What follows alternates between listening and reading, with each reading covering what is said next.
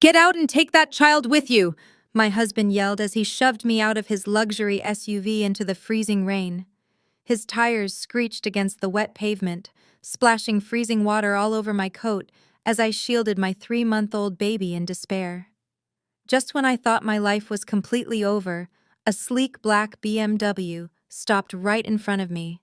A man stepped out, looked me directly in the eyes, and said with a voice choked by emotion that he had been looking for me for 25 years. My name is Madeline, and I am 33 years old. I work as a forensic accountant, pulling apart financial lies and corporate fraud for a living. But the biggest lie I ever encountered was the family I married into. Before I reveal what happened next, let me know where you are watching from in the comments below. Hit that like button and subscribe if you have ever been pushed to your absolute breaking point by a toxic family. Tonight was supposed to be a normal Friday evening, but it quickly became the breaking point of my life.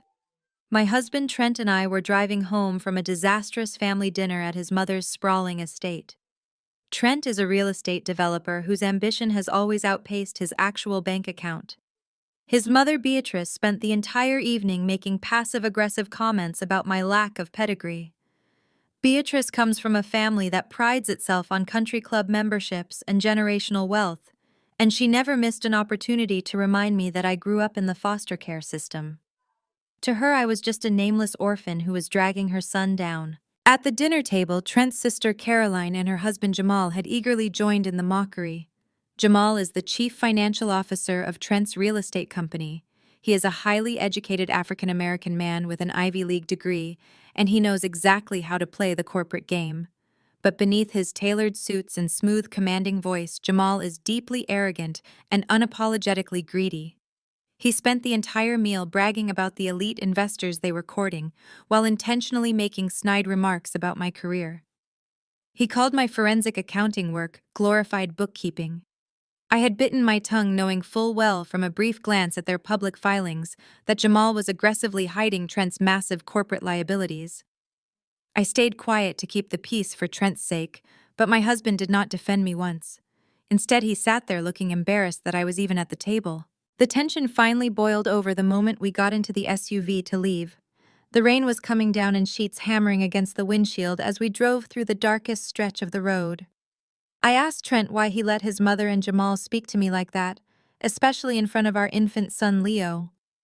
Trent's hands tightened on the steering wheel, his knuckles turning stark white. Without warning, he slammed on the brakes so hard that the seatbelt violently bit into my shoulder. In the back seat, little Leo woke up and started crying in his car seat. Trent turned to me, his face twisted with a level of cruelty I had never seen before. He unbuckled his seatbelt, leaned roughly across my body, and shoved my passenger door wide open. The freezing wind howled into the warm cabin of the car. He grabbed my arm and pushed me toward the open door. I stumbled out into the torrential rain, my boots slipping on the slick black pavement.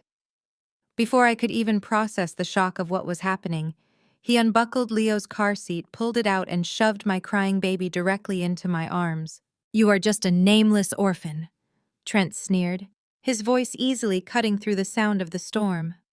"Stop dragging me down. I am stepping into the elite now, and I cannot have some nobody wife ruining my image. My company needs a real financial alliance, not a charity case." I stood there drenched and shivering, violently clutching my son tightly against my chest. "Trent, you cannot do this," I pleaded, the freezing rain mixing with the hot tears streaming down my face. "Leo is your son. He is your problem now," Trent spat back. He grabbed the heavy diaper bag from the back seat and chucked it straight into a deep, muddy puddle on the side of the road. "Call a cab, or walk. I do not care. Do not bother coming back to my house." He slammed the passenger door, hit the gas, and sped away. The red taillights of his SUV disappeared into the heavy downpour, leaving me stranded in the dark. The bitter cold seeped through my thin wool coat instantly. I hugged Leo's car seat as close to my body as possible, trying desperately to shield him from the biting wind. The water quickly soaked through my shoes, and my hands shook so violently I could barely maintain my grip on the plastic handle of the carrier. I looked around the empty, unlit road, panic rising thick in my throat. I had no car, my phone battery was nearly dead, and my husband had just discarded me and our child like we were worthless garbage. I dropped to my knees next to the ruined diaper bag, sobbing into the rain. Everything I had tried to build with Trent over the last few years felt like a cruel joke. I had tolerated Beatrice's elitist insults.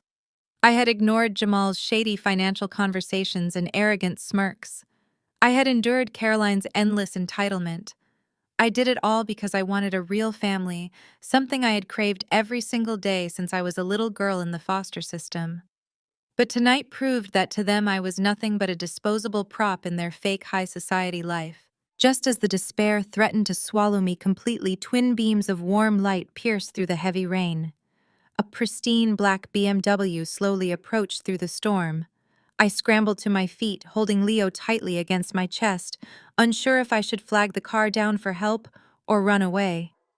The luxury vehicle glided to a smooth stop, just inches from the muddy puddle where my diaper bag lay ruined. The heavy engine purred quietly. For a terrifying second, nothing happened. Then the driver's side door opened. A man stepped out into the torrential rain. He was older, perhaps in his early 60s, dressed in a bespoke charcoal suit that looked entirely out of place in this terrible weather. He held a large black umbrella, but he did not seem to care about the rain splashing against his polished leather shoes. He walked deliberately toward me. I took a step back, my heart pounding a frantic rhythm against my ribs. "Please," I started to say, my voice trembling uncontrollably from the cold. "I just need to get my baby out of the rain." But the man did not look at the car seat. He looked directly into my eyes. His expression was a complex mixture of absolute shock, overwhelming relief, and deep sorrow. He stopped right in front of me, completely oblivious to the storm raging around us. His hands were shaking as he reached out, not to touch me, but as if he was afraid I might suddenly disappear into the mist. When he finally spoke, his voice was thick with raw emotion choked by tears he made absolutely no effort to hide. "I have been looking for you for 25 years. I took a ragged step backward, my boots scraping against the wet asphalt. My heart hammered wildly against my ribs. I tightened my grip around Leo's car seat, turning my body to shield him from this imposing stranger. "Stay back!" I warned, my voice cracking, but loud enough to be heard over the pounding storm. "I do not know who you are, but if you take one more step toward my son, I will scream until my lungs bleed." He stopped immediately. He did not look angry or offended by my threat. Instead, a profound sadness washed over his weathered face. He slowly raised his hands in a gesture of absolute surrender. He took one careful step sideways and extended his long arm, holding his large black umbrella directly over me and Leo. In doing so, he stepped entirely out of its protection.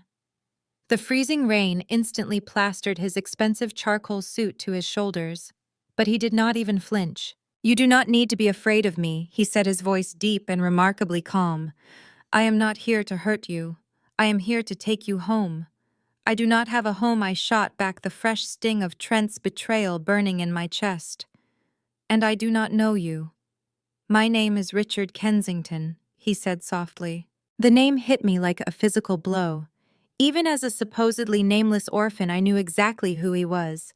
Everyone in the financial world knew.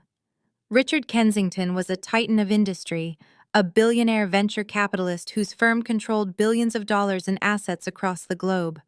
He was a ruthless predator in the boardroom, a man who swallowed struggling companies whole. Yet here he was, standing in a muddy ditch off a suburban highway, letting the freezing rain soak him to the bone, just to keep an umbrella over my head. "I know you have no reason to trust a single word I say," Richard continued, reaching slowly into the inner pocket of his soaked jacket. "And considering you have my analytical mind, I know you prefer hard evidence over emotional stories. I will not waste your time with words while my grandson is freezing in the rain. Just look at this." He pulled out a small worn velvet box and a thick tamper, evident security envelope. He placed both gently on the top of Leo's plastic car seat, stepping back again to give me space. I stared at the items. My professional instincts, the very skills Trent and Jamal had mocked just an hour ago, kicked into high gear. I flipped open the velvet box first.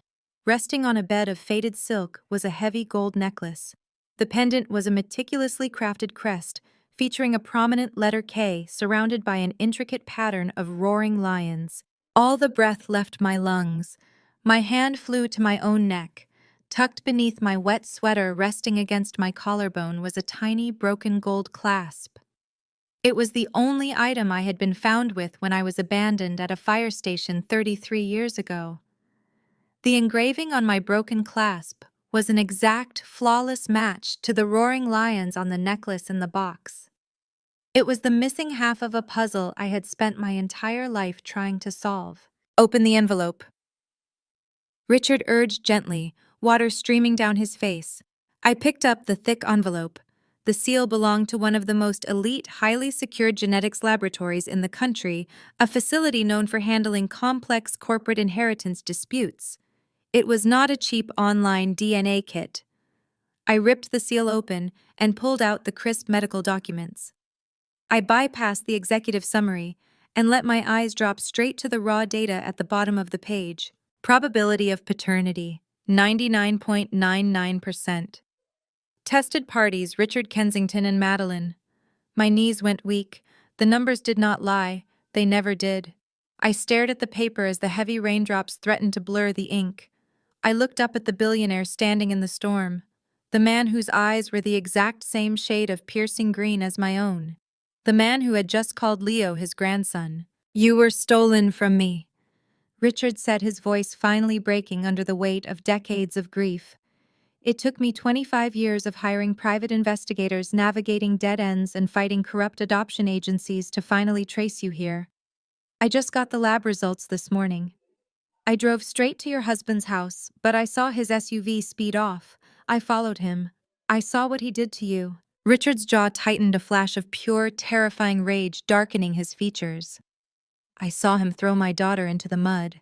I stood completely paralyzed. For 33 years I had believed I was unwanted. I had accepted the narrative that I was a burden, a charity case, who should be grateful for any scrap of affection. I had let Beatrice sneer at my lack of pedigree. I had let Jamal mock my background. I had let Trent treat me like a disposable stepping stone on his climb to the elite. But I was not a nobody. I was Madeline Kensington. I was the sole heir to an empire that could buy and sell Trent's pathetic real estate company before breakfast. The realization hit me like a surge of pure electricity. The shivering stopped. The despair that had been suffocating me just moments ago vanished, replaced by a cold, sharp clarity. I looked down at Leo. He had finally stopped crying and was looking up at me with wide, innocent eyes.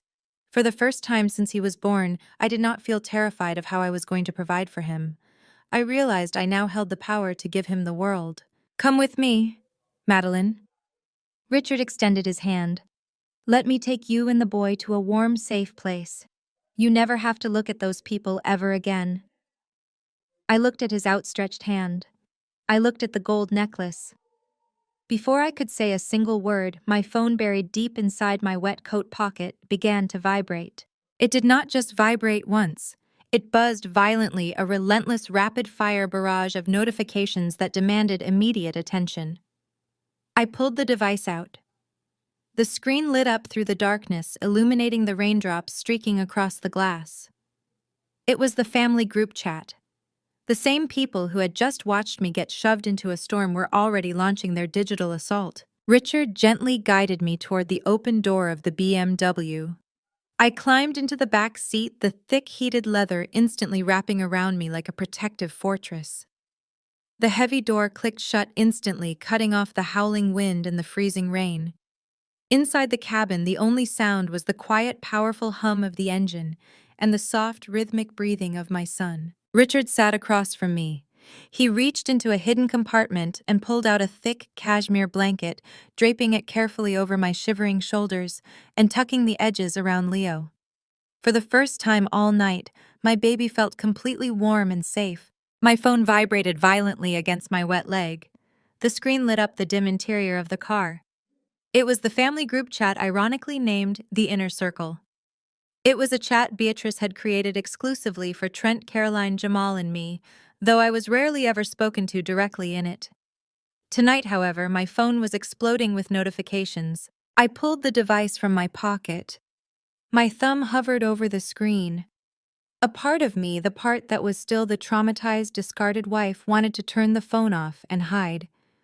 But the woman sitting in the back of a billionaire's private vehicle, the woman who had just discovered she was the sole heiress to the Kensington Empire, swiped the screen open. The messages were a masterclass in psychological manipulation. Beatrice had sent the first barrage of texts. "Stop throwing a tantrum, Maddie. Call an Uber and go somewhere quietly. Trent has to dine with Brittany's family tonight. Their wealth is going to save his company, so do not ruin this for us with your typical dramatics. Sign the divorce papers by Monday if you know what is good for you." I stared at the glowing words. A tantrum. Her son had just shoved me and a 3-month-old baby out of a moving vehicle into a severe winter storm, and Beatrice was framing it as an emotional outburst on my part. The gaslighting was so blatantly cruel that it snapped the last fragile thread of attachment I had to that family. But it was the mention of Brittany that truly stopped me. Brittany was a woman I had met exactly twice at corporate galas. She was the spoiled daughter of a prominent hotel magnate. Trent had always dismissed her as an arrogant brat. Now Beatrice was openly admitting that Trent was using her family's money to salvage his business. He had been planning this disposal of me for months, grooming a wealthy replacement while smiling in my face. Another notification chimed. This time it was a bank alert. An electronic transfer had just hit my personal checking account. $500. Directly beneath the bank notification was a text from Jamal, my brother-in-law, and the chief financial officer of Trent's real estate firm. "Here is $500 for a cheap motel tonight," Jamal wrote, his tone dripping with the Ivy League arrogance he loved to flaunt. "Do not make a scene and ruin our stock prices. Trent is moving on to a different tax bracket, Maddie. Be a good girl and step aside quietly. You never belonged in our world anyway." I read Jamal's message twice. My tears stopped flowing. The cold, shivering shock that had gripped my body was suddenly replaced by a sharp, burning heat. I am a forensic accountant. I spend my days tracking hidden assets, exposing offshore accounts, and destroying corrupt executives who think they are smarter than the paper trail they leave behind. Jamal's text was meant to humiliate me, but to my trained eye, it was a glaring confession. Jamal was the CFO of a company that constantly bragged about securing multi-million-dollar development deals. Yet he had just sent me $500 to keep me quiet. Not $5,000, not $50,000 to ensure a clean, silent divorce. Just $500. My analytical mind connected the dots instantly. I thought back to the brief glimpses I had caught of Trent's financial spreadsheets over the past few weeks, the delayed vendor payments, the frantic late-night phone calls Jamal made from our backyard, the sudden desperation to impress Brittany's family. Trent was not stepping into the elite. Trent was completely broke. His company was a hollow shell drowning in toxic debt, and Jamal was desperately manipulating the ledgers to keep the illusion alive long enough to secure an infusion of cash from Brittany's hotel empire. They were running a high-stakes scam, and I was the disposable liability standing in their way. "Are you all right, Madeline? You?" Richard's voice broke through my thoughts. I looked up. My biological father was watching me with intense, calculating green eyes. He saw the exact moment my grief hardened into pure, unadulterated wrath. "I am better than all right," I said, my voice steady and cold. I handed him my phone. Richard read the messages. His jaw clenched tightly, a dangerous shadow falling over his face. The billionaire venture capitalist who routinely crushed rival corporations did not yell or curse. His anger was far more lethal than that. "Give me the word," Richard said with deadly calm, handing the phone back to me. "I will have my legal team freeze every asset tied to their names by morning.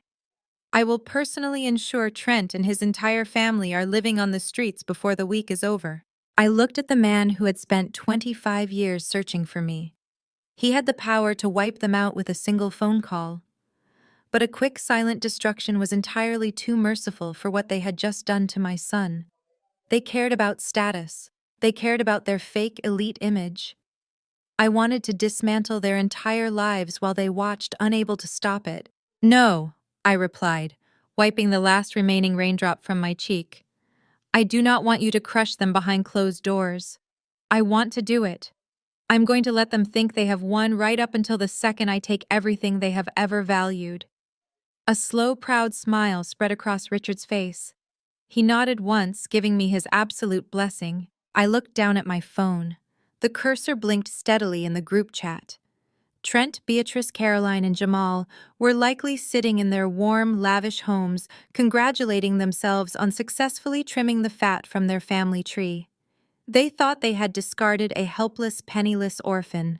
They had no idea they had just declared war on the sole heiress to the Kensington fortune. My fingers flew across the digital keyboard. I did not write an emotional paragraph. I did not beg or ask for an explanation. I typed a single precise sentence and hit send. Keep the $500, Jamal. You are going to need every penny. The drive from the stormy suburban highway to the heart of New York was a blur of flashing city lights and rain-slicked streets. I sat in the back of the Maybach, watching the world outside through tinted bulletproof glass. The vehicle finally slowed as we approached a towering iron gate nestled in one of the most exclusive, heavily guarded enclaves of the city. Two men in dark tactical suits stepped out of a security booth verifying Richard's identity before the massive gate swung open in perfect, silent synchronicity. The Kensington estate was not a house. It was a fortress of absolute power. A sprawling limestone mansion sat at the end of a long, sweeping driveway, illuminated by soft architectural lighting that defied the raging storm overhead. Trent always bragged about his modest five-bedroom suburban home, as if it were the pinnacle of high society. Looking at my biological father's estate, I realized my husband was nothing but a peasant playing dress-up. The car stopped under a massive stone portico. Instantly, the front doors opened, and a team of silent, efficient staff members stepped out with large umbrellas. They escorted us inside immediately, offering dry towels and warm drinks. A kind, older woman carefully took Leo from my arms, wrapping my sleeping son in a heated plush blanket and carrying him gently toward a designated nursery suite upstairs. For a brief second, my maternal instinct flared in panic, but Richard placed a steady hand on my shoulder, assuring me that the staff had served his family for decades, and that my son was safer here than anywhere else on earth. "You need to rest, Madeline," Richard said gently, guiding me into a grand foyer with marble floors and vaulted ceilings. "Your suite is ready. The staff has drawn a hot bath for you. You have been through a severe trauma tonight. Go to sleep. Let my legal team handle Trent and his family in the morning." I stood shivering slightly in my damp clothes, but the fire burning in my chest refused to die down. The old Maddie, the obedient, discarded wife who desperately craved approval, would have cried herself to sleep in that luxurious bed. But that woman died the moment Trent shoved her into the freezing rain. "I do not want to sleep," I replied, my voice echoing clearly off the marble walls. "And I do not want to hide while your lawyers fight my battles. I am done playing the crying victim. I need a laptop, multiple monitors, and access to a high-speed secured internet connection. Right now." Richard stopped. He turned to face me, his piercing green eyes studying my hardened expression. He did not argue. He did not tell me to calm down or act rationally. Instead, a fierce, unmistakable pride flared in his gaze. He recognized the exact same relentless drive that had built his billion-dollar empire. "Follow me," he commanded. He led me down a long corridor lined with priceless artwork and into his private study. It was a massive soundproof room dominated by a wall of high-resolution monitors and a sleek mahogany desk. The setup rivaled the trading floors of Wall Street. I walked straight to the leather executive chair, sat down, and cracked my knuckles. My entire career as a forensic accountant had been built on finding the hidden truths that arrogant men tried to bury. Trent used to pat me on the head and tell me not to worry about his complex real estate deals.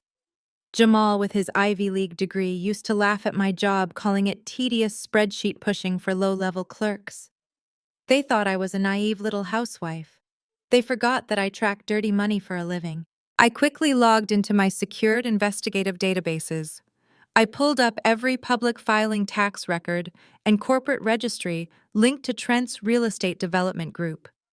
The screens lit up with thousands of rows of financial data shell company registrations and quarterly earnings reports. I started pulling the threads. I followed the money trail of the elite investor funds Jamal had been bragging about at dinner just hours ago. At first glance, the corporate filings looked immaculate. Jamal had constructed a sophisticated labyrinth of holding companies to make Trent's portfolio appear incredibly lucrative. To a casual observer or a standard auditor, Trent was a visionary developer sitting on millions of dollars in pristine commercial real estate. But I am not a standard auditor.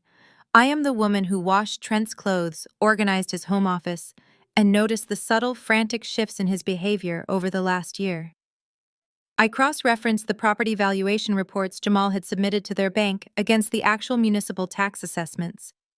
I dug into the offshore limited liability companies that were supposedly funding Trent's newest luxury high-rise project. I traced the routing numbers back to their origins. The digital puzzle pieces began to snap together with violent clarity. The math never lies, and the math on my screens was screaming fraud. Trent did not have elite investors. The offshore holding companies pumping capital into his real estate firm were empty shell corporations created by Jamal. Jamal was using those fake entities to secure massive high-interest loans from predatory private lenders. They were taking new loans to pay off the interest on old loans, artificially inflating their asset values by tens of millions of dollars to keep the banks from calling in their debts. I zoomed in on a specific series of wire transfers made over the last 90 days.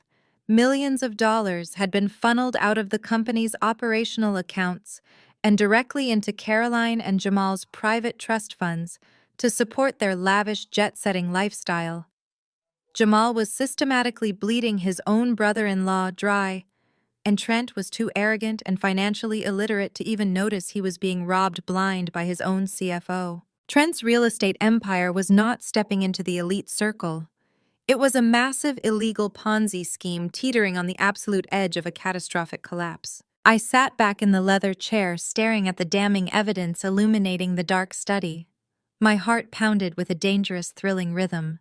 Trent was entirely broke and drowning in toxic debt. He shoved me out of that car because he was utterly desperate to marry Brittany and use her family's hotel fortune to bail out his fraudulent company before the federal authorities caught on. Jamal and Trent had been cooking the books to hide a financial disaster.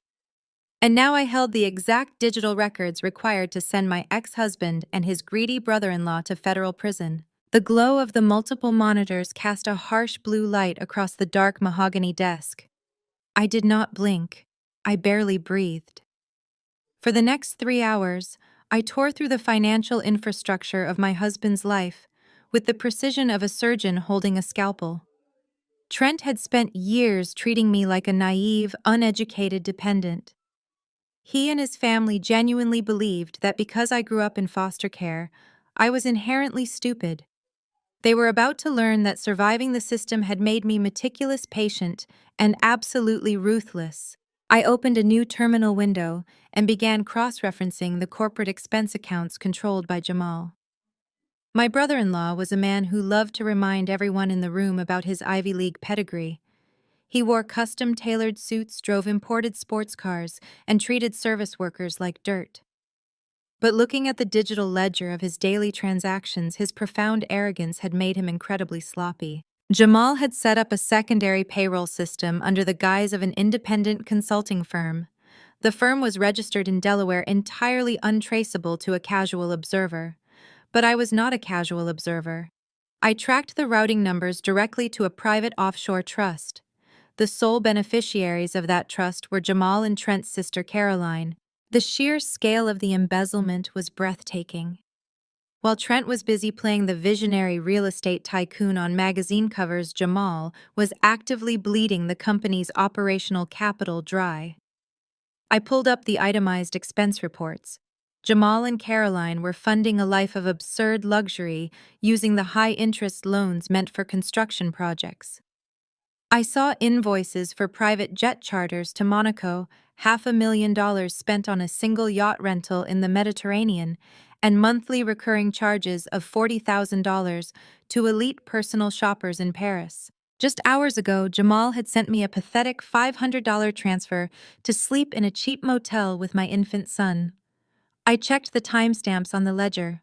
On the exact same day, he sent me that insulting charity. Jamal had wired $85,000 from the corporate account to purchase a rare sports car at a private auction. A cold, bitter laugh escaped my lips. Trent was completely clueless. My husband was a raging narcissist who loved the sound of his own voice too much to actually read the financial briefings his chief financial officer put in front of him. Trent assumed his company was struggling simply due to a tough housing market. He had no idea his own sister and brother-in-law were actively robbing him blind.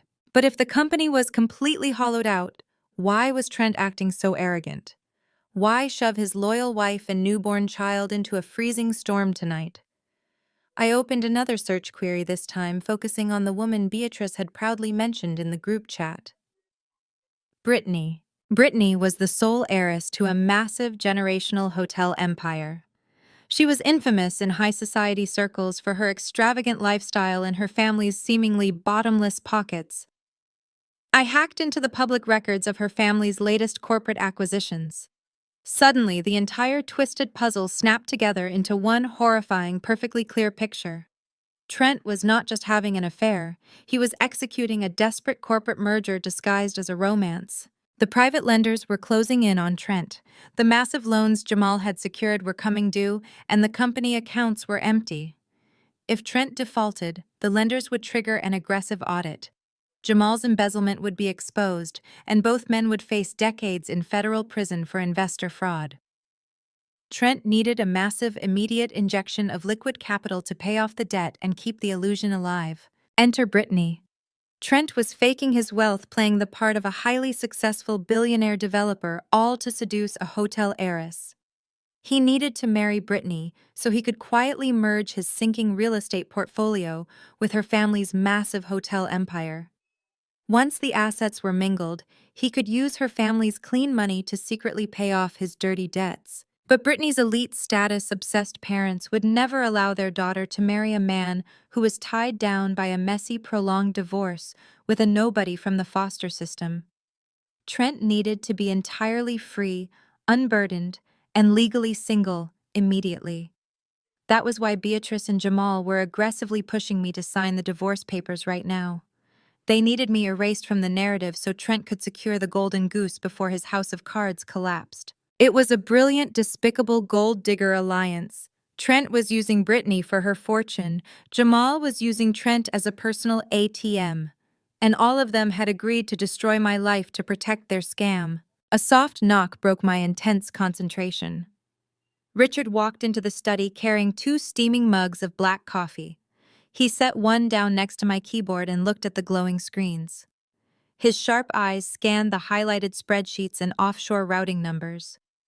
He did not need me to explain the mechanics of the fraud. A man who built a venture capital empire recognized financial hemorrhage instantly. They are stealing from each other. Richard stated, his voice a low, dangerous rumble. Your husband is a fraud and his executives are parasites. They are drowning, I replied, picking up the coffee. The warmth seeped into my cold hands. Trent thinks marrying a hotel heiress will magically erase his debt. He shoved me out of a moving car tonight because I was the only obstacle standing between him and a multi-million-dollar bailout. Richard's jaw locked. He placed his hands on the edge of the mahogany desk, leaning in. Tell me what you need me to do, Madeline. I will crush them by dawn. Before I could answer, a sharp, piercing chime echoed from my laptop. A priority email had just bypassed my personal spam filters. I clicked the notification. The sender was listed as the senior managing partner of a ruthless, highly aggressive family law firm known for destroying spouses in high-profile divorces. The subject line read, "Urgent and confidential." I opened the message. The tone was completely devoid of professional courtesy. It was a brutal legal threat. Trent's lawyer demanded an emergency in-person meeting at 10 o'clock tomorrow morning. The email explicitly stated that if I did not show up ready to sign an uncontested divorce and accept a minimal severance, they would file an emergency injunction to seize full custody of Leo. They planned to claim I was suffering from severe postpartum psychosis, homeless, and entirely unfit to be a mother. They wanted to force my hand through pure intimidation. They thought I was sitting in a cheap motel crying over my broken marriage, terrified of losing my son. I looked at the blazing monitors displaying the undeniable proof of their federal crimes. I looked at the billionaire titan standing beside me, ready to unleash the full, devastating power of the Kensington fortune. A slow, genuine smile spread across my face. I moved my hand to the mouse-clicked reply and typed a single word. Agreed. The next morning, the storm had passed, leaving behind a cold, gray sky that perfectly matched my mood. I did not take the Maybach. Arriving in a multi-million-dollar luxury vehicle would instantly blow my cover. Instead, Richard arranged for one of his security team members to drop me off 2 blocks away in an unassuming, slightly dented sedan. I dressed carefully for the performance. I bypassed the racks of designer clothing Richard's staff had arranged in my suite overnight and dug back into my wet suitcase. I put on the same oversized, slightly faded gray sweater Trent always complained about, paired with plain jeans and scuffed boots. I tied my hair into a messy bun and skipped makeup entirely, allowing the dark circles under my eyes to remain prominent.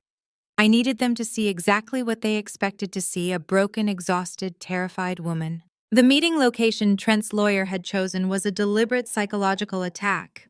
It was a run-down, greasy spoon diner on the outskirts of the city, a place with flickering neon signs, cracked vinyl booths, and a permanent smell of old frying oil.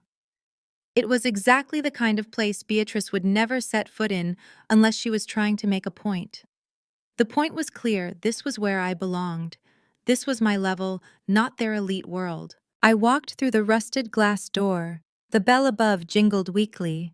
I spotted them immediately in a corner booth near the back. Trent sat stiffly, wearing a crisp, tailored navy suit that looked utterly ridiculous against the peeling wallpaper. Beatrice sat beside him, clutching her designer handbag against her chest, as if she feared the very air in the diner might contaminate it. Across from them sat a sharp-featured man with slicked-back hair, the ruthless family lawyer. I walked over slowly, keeping my head slightly bowed, my shoulders slumped. I slid into the sticky vinyl booth opposite them. No one offered a greeting. "You look terrible, Madeline," Beatrice said immediately, her voice dripping with absolute disdain. Her eyes swept over my faded sweater. "It is frankly embarrassing that my son was ever associated with someone who lets herself go like this." I kept my eyes focused on the scuffed table, forcing my hands to tremble slightly. "I did not get much sleep," I whispered, playing the part flawlessly. Trent scoffed, leaning back and crossing his arms. "We do not have time for a pity party, Maddie. I have a very busy schedule today, and I want this handled quickly and quietly." The lawyer did not waste a single second.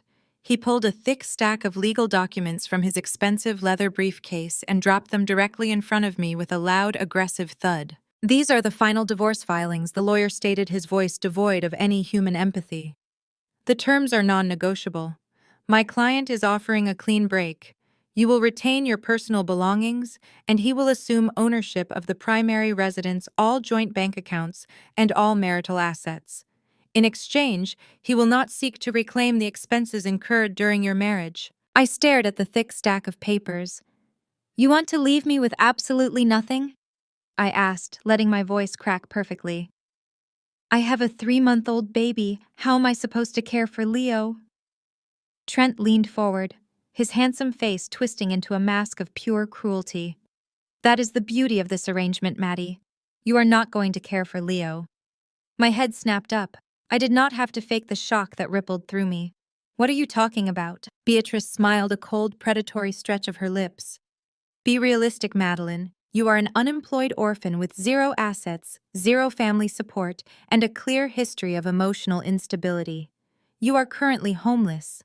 We, on the other hand, can provide Leo with the elite upbringing, the private schools, and the legacy he deserves." The lawyer tapped a manicured finger against a separate file. "If you attempt to fight the asset division, we are fully prepared to file an emergency injunction for full sole custody of the child." We will present you to a judge as a broke, unstable postpartum mother who is entirely unfit to raise an heir to my client's estate. The court will not hesitate to place the child in a stable, affluent environment. The threat was utterly barbaric. They were not just trying to steal my financial future. They were actively weaponizing my son to force me into submission. They wanted me to sign away my rights to the marital assets out of sheer terror of losing Leo. I looked at Trent, the man I had shared a bed with, the man who had held my hand when Leo was born. He stared back at me with dead, shark-like eyes. He did not see a mother fighting for her child. He only saw a minor inconvenience delaying his merger with Brittany's hotel empire. If you sign now, Trent said smoothly, attempting to sound reasonable, I will allow you supervised visitation on alternating weekends. Fight me and I promise you will never see him again. I will bury you in legal fees until you break. I lowered my head, hiding my face as I let my shoulders shake. To them, I looked like a woman completely defeated, crushed under the weight of their overwhelming power. In reality, I was fighting to suppress a dark, vicious smile. They were so arrogant, so completely blind to the trap they were walking into. They thought they held all the cards. They had no idea I possessed the digital key to federal prison. Before I could formulate my response, the diner door jingled loudly. Heavy footsteps approached our booth. Jamal strode over, looking completely out of place in a designer trench coat. He did not look at Trent or Beatrice. He did not acknowledge the lawyer. He slammed a thin, stark white legal document directly onto the sticky table right on top of the divorce papers. Sign this too, Jamal demanded, his voice tight and breathless. I looked at the document. The bold black letters across the top read, Non-Disclosure Agreement. I stared at the stark white paper resting on the sticky diner table. Jamal slid into the booth next to the lawyer, smoothing the lapels of his expensive designer trench coat. He looked at me with an expression of profound pity, the kind of look a person gives a stray dog they are about to kick into the freezing street. Listen to me very carefully. Jamal began, folding his manicured hands together on the table. I am stepping in to do you a massive favor today. Trent wants to leave you with absolutely zero, but I convinced him that throwing the mother of his child onto the street is bad for our corporate optics. So I am offering you a lifeline. I kept my eyes wide and fearful, maintaining the illusion of a completely broken woman. A lifeline, I repeated, letting my voice drop to a fragile, shaky whisper. Jamal tapped his finger against the heavy, bold print of the non-disclosure agreement. I will personally guarantee that you receive $1,000 a month in child support. It is charity, really. A goodwill gesture from my own private accounts to ensure my nephew does not starve. But it comes with one non-negotiable condition. You sign this document right now, swearing you will never under any circumstances discuss the internal business finances of Trent's real estate firm or my holding companies with anyone. I let out a ragged breath, forcing my lower lip to quiver. Why would I talk about your business finances? I asked, playing the naive, discarded housewife to absolute perfection. Jamal chuckled, a condescending, arrogant sound that grated against my ears. Exactly. You grew up bouncing around the foster care system. You have zero background in high-level economics. You barely know the difference between a basic checking account and a corporate trust. But you spent years lingering around our home offices, pouring our coffee and listening to our private conference calls. You might have overheard a few financial terms or venture capital strategies that you simply do not understand. Beatrice scoffed from across the table, wrinkling her nose as she looked at my faded gray sweater. She probably thinks a delayed vendor payment is a massive crisis. The girl is entirely uneducated in elite wealth management. She lacks the pedigree to comprehend what we do. Precisely, Jamal agreed, not taking his sharp eyes off me. We cannot have an angry, discarded ex-wife running to the press or a family court judge spewing misunderstood financial jargon and causing an unnecessary public relations headache right before our major corporate expansion. So you take the $1,000 a month, you sign the silence agreement, and you disappear. If you breathe a single word about our corporate ledgers to anyone, the contract stipulates that you owe us $5 million in defamation damages. The sheer audacity of his demand was breathtaking. Jamal was actively embezzling millions of dollars from his own brother-in-law, hiding toxic debt behind offshore shell companies, and using predatory loans to fund his lavish lifestyle with Caroline. He was terrified that I might have noticed his sloppy paper trail during my time living in their house. He honestly thought $1,000 a month in fake charity would buy my silence and protect his federal crimes. I needed to give them the exact reaction they expected. I needed them to believe they had completely crushed my spirit so they would not double-check my actions. I gasped loudly, letting my breath hitch in my throat. I brought my hands up to my face, allowing tears to spill over my cheeks and drop onto the table. I began to hyperventilate, shaking my head frantically as I looked between Trent and Jamal in sheer fabricated terror. "Please," I sobbed, leaning forward and letting my voice break. "Please, Trent. Do not take Leo away from me. I will do whatever you want. Just please do not let them take my baby. I cannot fight you in court. I do not have any money." Trent leaned back against the vinyl booth, a look of ultimate triumph washing over his handsome, selfish face. "Then stop making this difficult, Maddie. Sign the papers and get out of my sight." I reached for the expensive pen the lawyer had placed on the table. My hands were trembling so violently that I dropped it twice. The lawyer rolled his eyes in pure disgust, pushing the pen back toward my trembling fingers with a heavy sigh of annoyance. I grabbed the pen and pulled the thick stack of divorce filings toward me. Crying heavily, I hastily scribbled my signature on the asset division pages.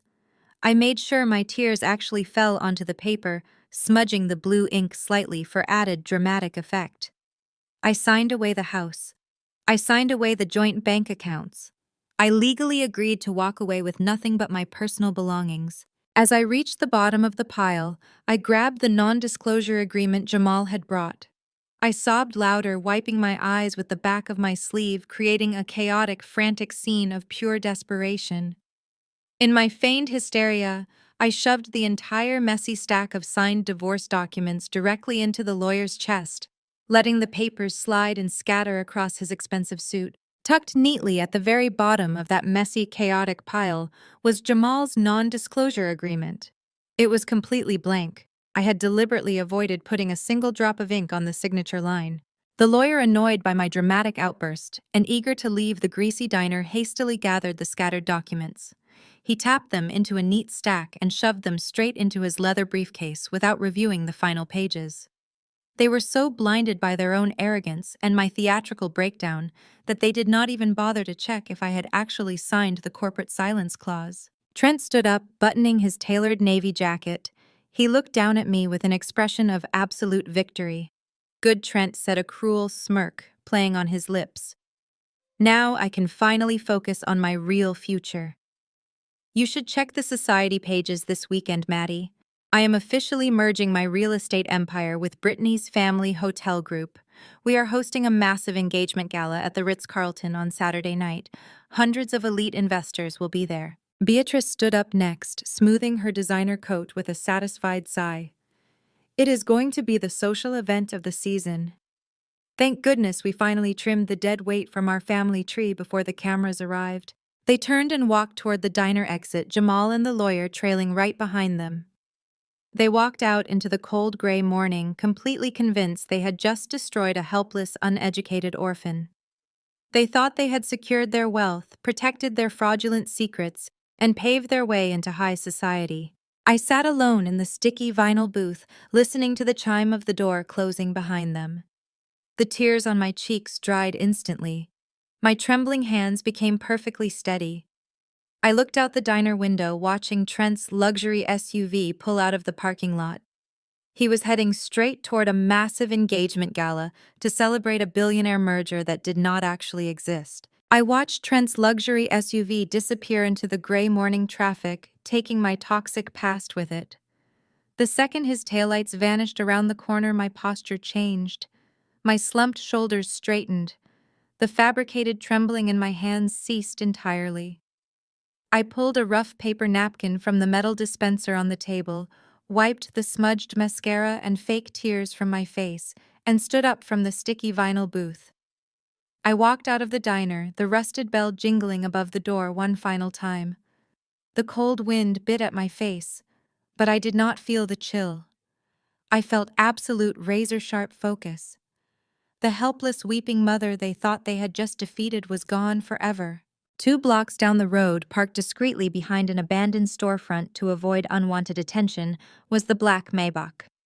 The driver, a mountain of a man in a dark suit, stepped out immediately and opened the heavy rear door for me.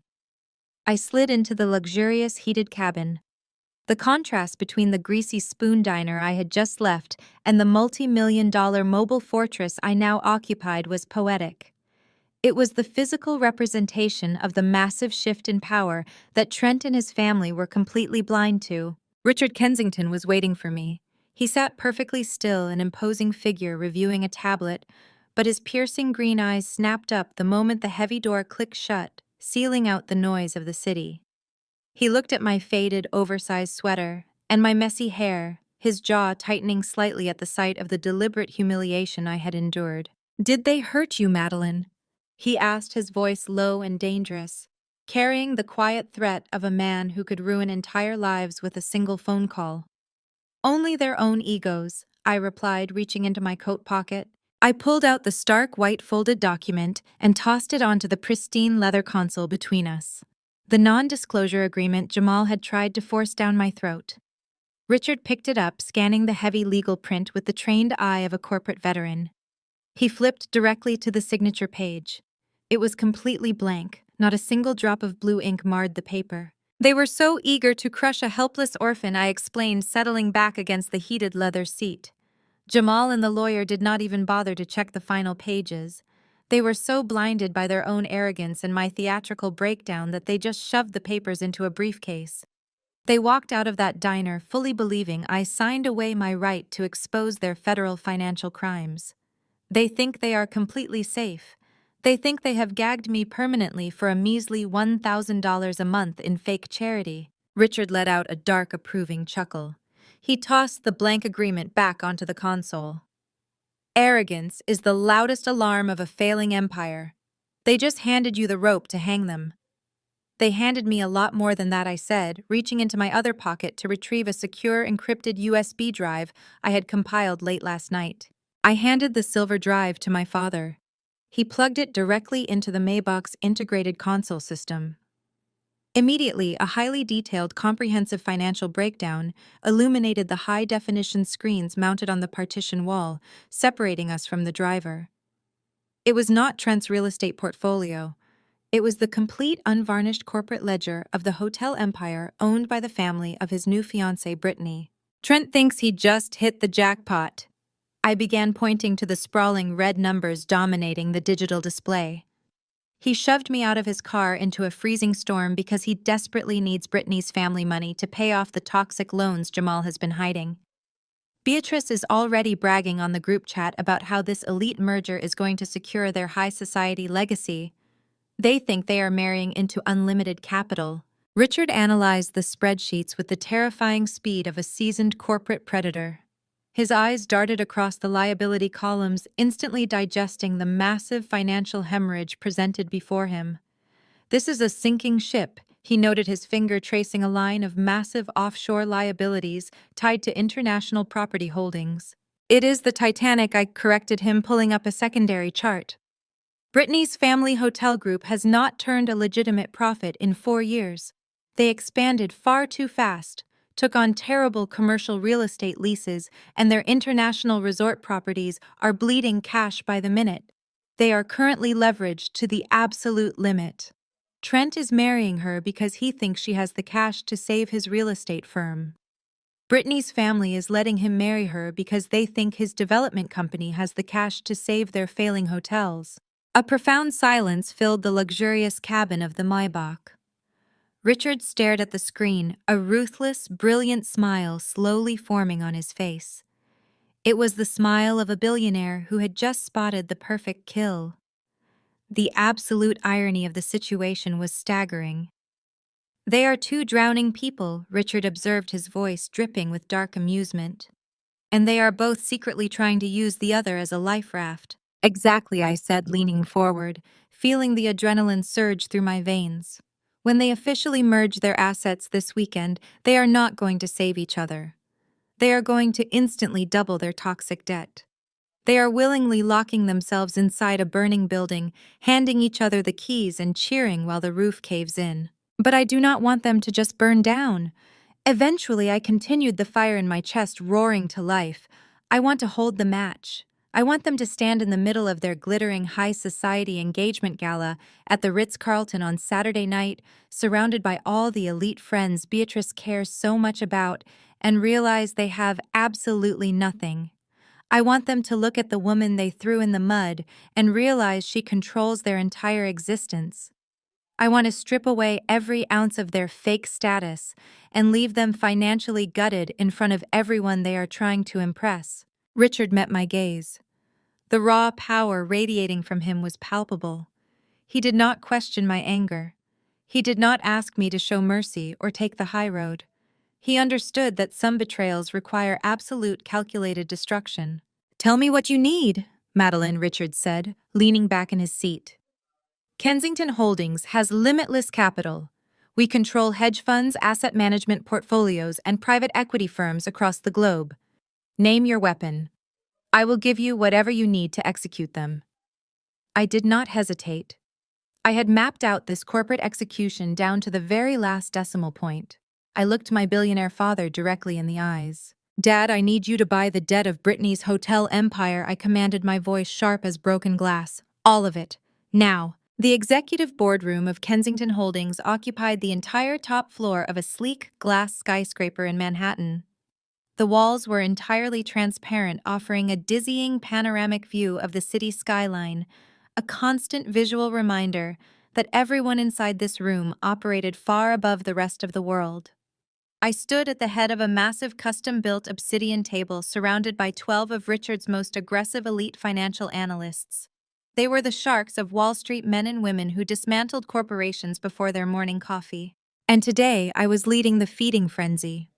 Richard sat to my right, silent and imposing, letting me direct his empire. The massive screens lining the far wall displayed the real-time corporate structure of the Vanguard Hotel Group, the generational empire owned by Brittany's family. "They are heavily leveraged in international commercial real estate," I explained, pointing a laser at the fluctuating red columns on the main screen. "They expanded into European and Asian resort markets right before global tourism took a massive hit.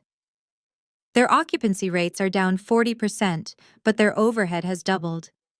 They are currently drowning in over $600 million of high-interest short-term debt." A sharp-featured woman named Evelyn Richards, top acquisitions manager, tapped her stylus against her tablet. "Their primary creditors are a consortium of 3 private equity firms. Those firms are nervous. If Vanguard misses their next quarterly payment, they will trigger a massive default cascade. Then we make the creditors an offer they cannot refuse." I said, my voice steady, cutting through the low murmur of the room. "We buy the debt. All of it. We offer to purchase the Vanguard loans at an 8% premium above market value. The creditors will take the guaranteed cash over the risk of a messy, prolonged bankruptcy proceeding." Evelyn looked at Richard for confirmation. He did not hesitate. He simply nodded once. The room immediately exploded into a flurry of hyper-focused activity. Keyboards clattered, phones were dialed, and multi-million-dollar wire transfers were initiated with terrifying speed. While Richard's team executed the aggressive, hostile takeover of Brittany's family, I turned my attention back to my own personal target, Jamal. I pulled up the encrypted files I had extracted from Trent's real estate firm the night before. I projected Jamal's hidden ledgers onto the secondary screen. Jamal loved to flaunt his Ivy League education, frequently reminding anyone who would listen that he held a master's degree in finance from a top-tier university. He thought his pedigree made him untouchable, but his arrogance had made him fundamentally lazy. He relied on standard textbook evasion tactics, I explained, pulling up a complex web of offshore holding companies. He used a basic layering technique. He moved capital from Trent's domestic operational accounts into a series of shell companies registered in the Cayman Islands, then funneled the money back into his and Caroline's private domestic trusts disguised as consulting fees. It was a classic arrogant maneuver. Jamal assumed that because he used offshore accounts, the money was invisible. He did not realize that forensic accounting is not about looking at where the money goes, it is about looking at where the money fails to return. I had spent years tracking missing assets for high net worth clients who tried to hide their wealth during vicious divorces. Jamal's sloppy textbook embezzlement was child's play compared to the seasoned criminals I usually hunted. He left a massive digital footprint. I continued highlighting a specific series of recurring wire transfers. He used the exact same IP address to authorize the offshore transfers and to pay his personal American Express bills. He did not even bother to use a secondary VPN. A low chuckle rippled through the boardroom. The elite analysts recognized the sheer incompetence of Jamal's criminal enterprise. He is essentially stealing from his own brother-in-law, using the company's high-interest construction loans to buy designer clothes and sports cars. I said, my eyes narrowing at the screen. Trent's entire real estate portfolio is completely hollow. He has less than $50,000 in actual liquid operational capital. The rest is smoke and mirrors. So Trent is marrying the Vanguard heiress to secure a cash infusion, Evelyn concluded, piecing the final puzzle together. He thinks Brittany's family has the liquid assets to pay off his toxic loans. And Brittany's family is allowing the marriage because they think Trent is a billionaire developer who can bail out their failing hotels, I finished. They are two broke, desperate families trying to con each other. And tomorrow night at their lavish engagement gala, they are going to merge their assets and instantly double their catastrophic debt. Richard stood up, his imposing presence immediately silencing the room. But they will not be merging their assets tomorrow night, because by the time that gala begins, Kensington Holdings will officially own the Vanguard debt. We will be their sole absolute creditor, and I will hold the leash, I added, a cold, ruthless satisfaction settling deep in my bones. The boardroom doors opened, and an executive assistant handed Evelyn a secure tablet. She scanned the screen, a sharp, victorious smile spreading across her face. It is done. Mr. Kensington, Evelyn announced, her voice ringing with the finality of a judge delivering a death sentence. The 3 private equity firms accepted our premium offer. The wire transfers have cleared. Kensington Holdings now officially owns $640 million of Vanguard Hotel Group debt. I exhaled a long, steady breath. The trap was set. The jaws had snapped shut. Trent, Beatrice, Jamal, and Brittany were completely surrounded, and they had absolutely no idea. I walked back to my temporary office down the hall to prepare the final stage of my execution plan. I sat down at the desk, pulling my phone from my bag. The screen lit up with a new text message. It was from Caroline, Trent's sister and Jamal's wife, the woman who was currently funding her luxurious lifestyle with the millions of dollars her husband had stolen. I opened the message. It was a photo of the Ritz-Carlton ballroom currently being decorated with thousands of white roses and crystal chandeliers. Beneath the photo was a text dripping with pure venomous mockery. Hey Maddie, Caroline wrote. I know things must be tight since Trent cut you off. The catering company for the gala tomorrow night is short-staffed. I talked to the manager and he is willing to let you work as a cocktail waitress for the evening. It pays $20 an hour. You could easily earn some formula money for Leo. Let me know if you want the shift. I stared at the screen. The sheer breathtaking cruelty of her message would have crushed me just 48 hours ago. Now it only fueled the inferno burning inside me. I did not reply. I simply locked my phone, opened a secure encrypted email server, and began attaching the undeniable proof of Jamal's federal crimes. They wanted me to serve them drinks at their elite celebration. I was going to serve them federal indictments instead. Caroline wanted me serving drinks to her wealthy friends to earn formula money for my son. I stared at the screen, the glowing letters reflecting in my eyes. I did not text back. A waitress serves drinks. A forensic accountant serves justice.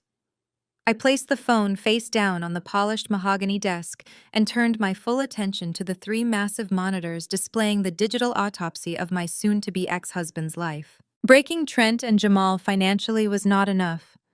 Bankruptcy was a temporary setback for men like them. They would simply declare insolvency, hide whatever assets they could, and start a new grift under a different shell company. They needed to be locked in a federal penitentiary where their elite degrees and country club memberships meant absolutely nothing. I opened a secure encrypted file compilation program. I titled the primary folder Project Icarus. First, I focused on Jamal. I extracted the complete transaction history of his fake Delaware consulting firm. I attached the corresponding offshore wire transfer receipts highlighting the exact internet protocols that linked the Cayman Island accounts directly to Jamal's personal laptop. I did not just stop at the corporate theft. I cross-referenced Jamal's personal tax returns with the lavish purchases he and Caroline had been making over the past 3 years. The chartered yachts, the designer bags, the luxury vehicles. None of it had been declared as income. It was blatant, undeniable tax evasion. Jamal had been so confident in his superiority, so certain that no one would ever dare look closely at his books, that he had essentially drafted his own federal indictment. Every time he mocked my background, he was blinding himself to the fact that I possessed the exact skills required to dismantle his entire existence. Next, I moved to Trent. My husband loved to play the visionary chief executive, but he was legally responsible for every single document his company filed. I pulled the quarterly investor reports Trent had personally signed and submitted to his private equity lenders. I placed them side by side with the actual dismal municipal tax assessments of his properties. The gap between the fictional value he reported and the actual value of the real estate was staggering. He had inflated his assets by nearly $40 million to secure those loans. That was textbook wire fraud and bank fraud. He had knowingly deceived financial institutions across state lines. Even if he tried to blame Jamal for the embezzlement, Trent's own signature was on the fraudulent loan applications. They were chained together in this sinking ship, and I was wrapping the chains tightly around their ankles. A soft knock at the door interrupted my intense focus. A tall, sharp-suited man walked in. He introduced himself as Donovan, the head of Kensington Holdings' internal legal division, and a former federal prosecutor. Richard had sent him to ensure my whistleblower submission was completely bulletproof. Donovan pulled up a chair next to me and spent the next hour reviewing the compiled data in total silence. He traced my digital pathways, validating every connection I had made between the offshore accounts and the fraudulent domestic loans.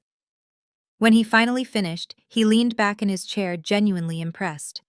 He told me that he had seen entire teams of federal agents take 6 months to build a case this tight. I had done it in a matter of hours. Donovan explained the mechanics of the drop. If we simply handed the files to the local police, Trent and Jamal might have enough high society connections to delay the investigation or bury the evidence. We needed to bypass the local authorities entirely and strike directly at the federal level. We packaged the dossier into 2 separate, heavily encrypted files. The first file detailing the severe tax evasion, the undeclared luxury assets, and the offshore money laundering was addressed to the Criminal Investigation Division of the Internal Revenue Service. The federal tax authorities do not care about your social status or your pending hotel merger. They only care about unpaid taxes, and Jamal owed them millions. The second file was even more lethal. It contained the fraudulent investor reports, the inflated property valuations, and the fake holding companies used to secure the predatory loans. This file was addressed to the Enforcement Division of the Securities and Exchange Commission. The federal regulators are absolutely ruthless when it comes to corporate executives lying to investors and banks. When they saw the sheer scale of Trent's deception, they would not just send a warning letter. They would secure federal warrants, freeze all operational accounts, and send a tactical raid team to seize every physical server in Trent's office. Donovan helped me route the submissions through a series of anonymous proxy servers located in Eastern Europe. The origin of the leak would be completely untraceable. Trent and Jamal would never know it was the woman they shoved into the rain who pulled the trigger. They would just wake up to federal agents kicking down their doors. I checked the time. It was late Thursday afternoon. By the time the federal agencies opened the files on Friday morning, verified the explosive evidence, and secured the necessary emergency warrants from a federal judge, it would be Saturday. The timing was poetry. The raid would align perfectly with the exact same day Trent was hosting his massive engagement gala at the Ritz-Carlton. Everything was perfectly aligned. The debt acquisition of Britney's family hotel empire was complete. The divorce papers were signed without the non-disclosure agreement, leaving me completely immune to their legal threats. And now the federal traps were fully loaded and primed. I looked at the two large red send buttons hovering on my dual monitors. I thought about Leo crying in the freezing rain. I thought about Beatrice insulting my clothes in the diner. I thought about Trent telling me I was a nobody who was dragging him down.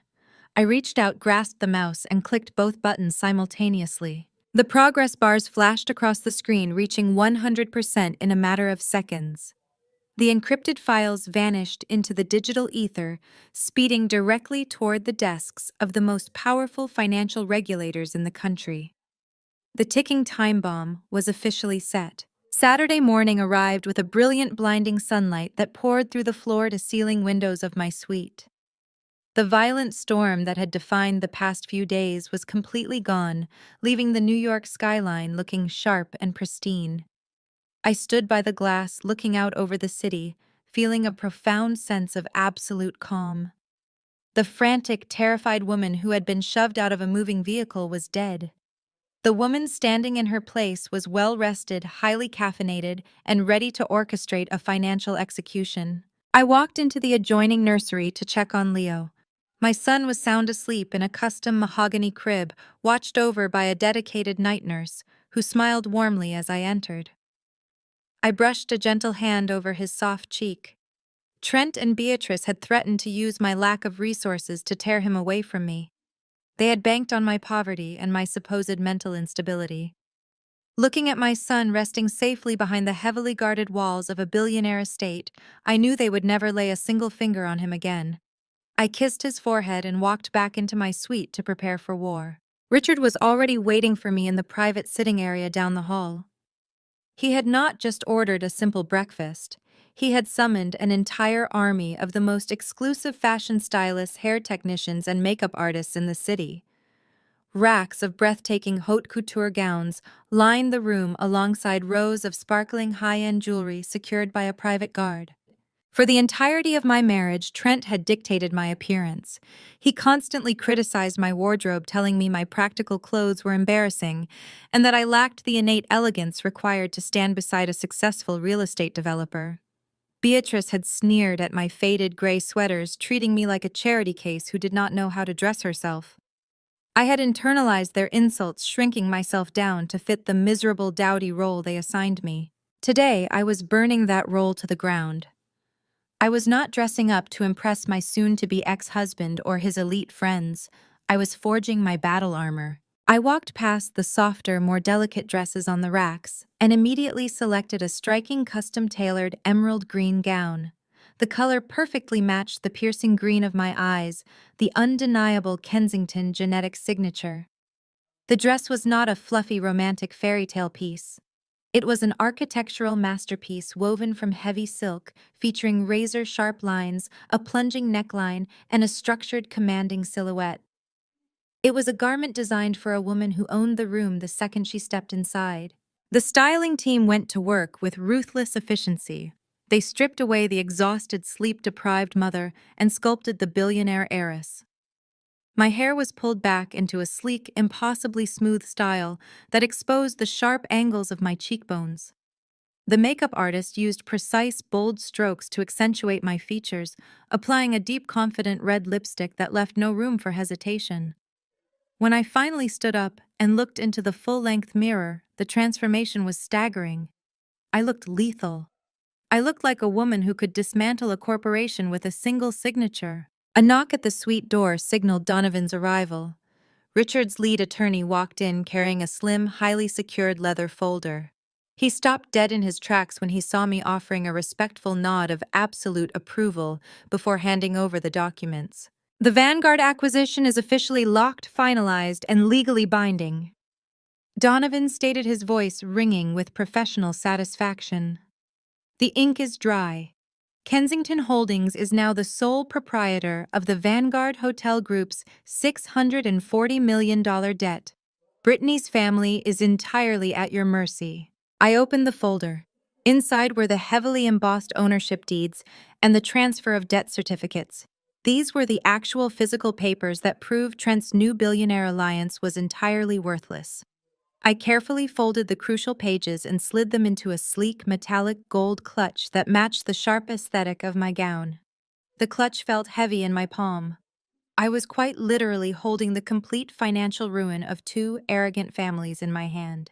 Richard walked into the room impeccably dressed in a custom black tuxedo. He looked at me, his eyes shining with a mixture of fierce pride and deep paternal affection. He reached into his pocket and pulled out the small velvet box containing the heavy gold necklace with the roaring lion crest.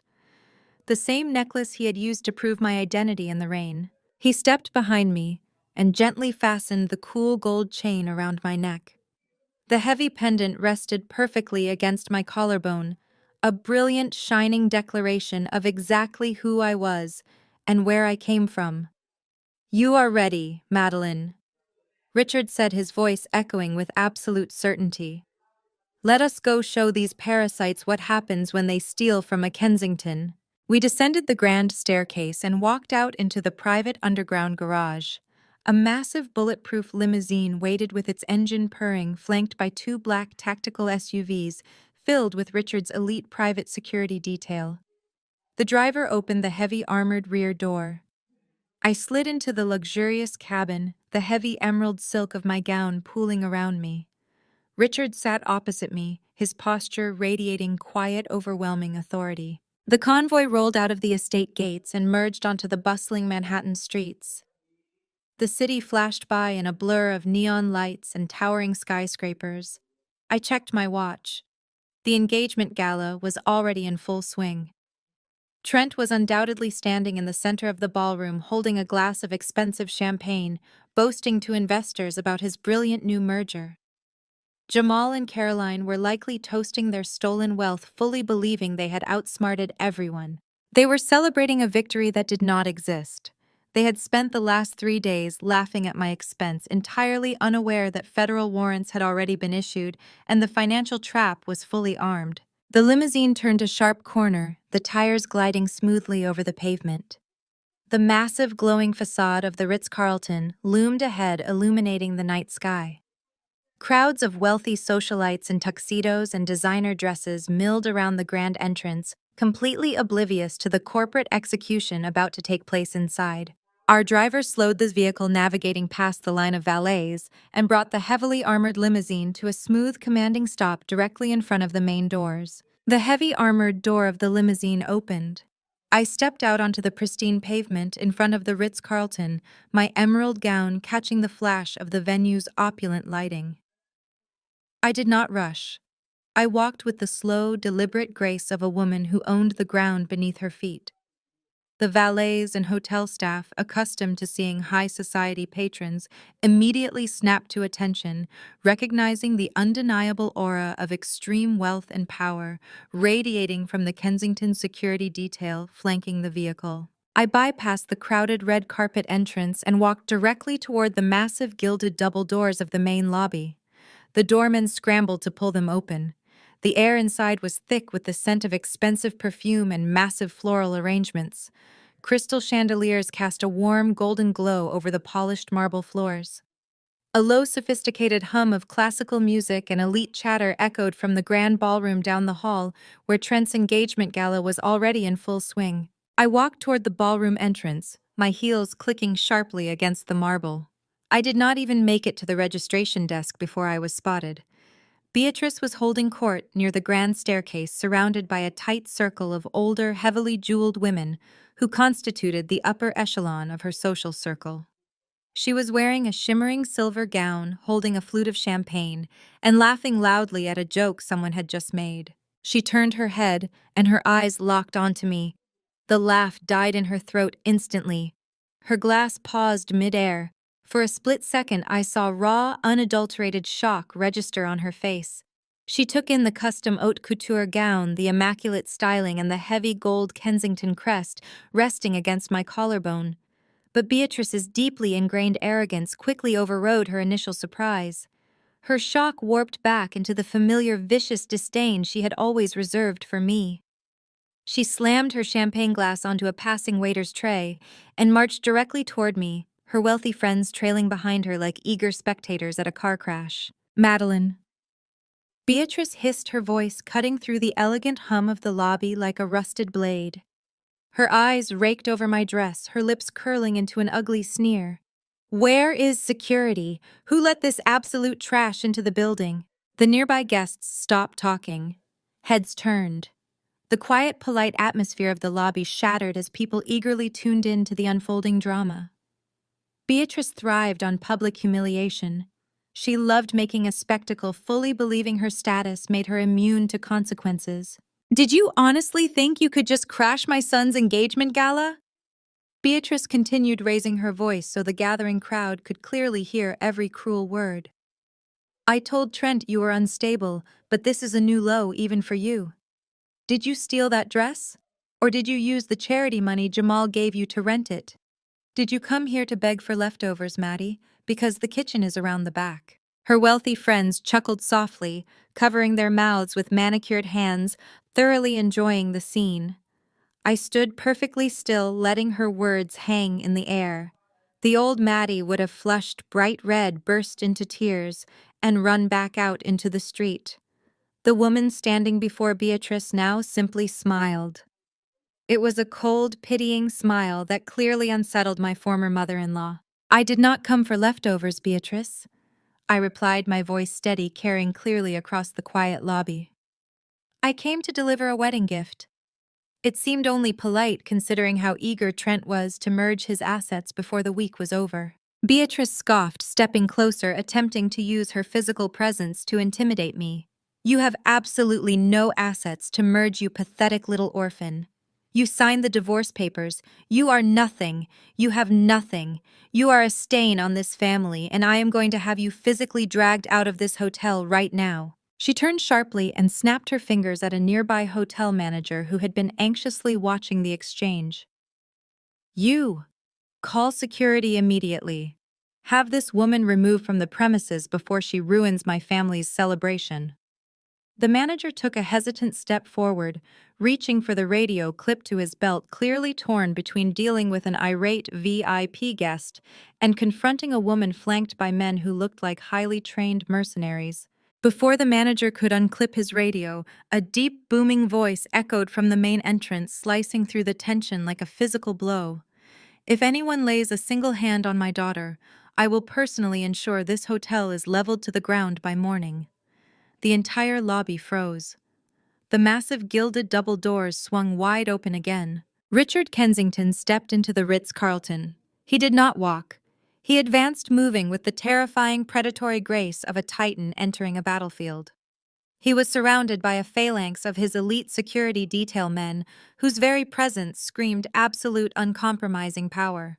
The silence in the room was absolute.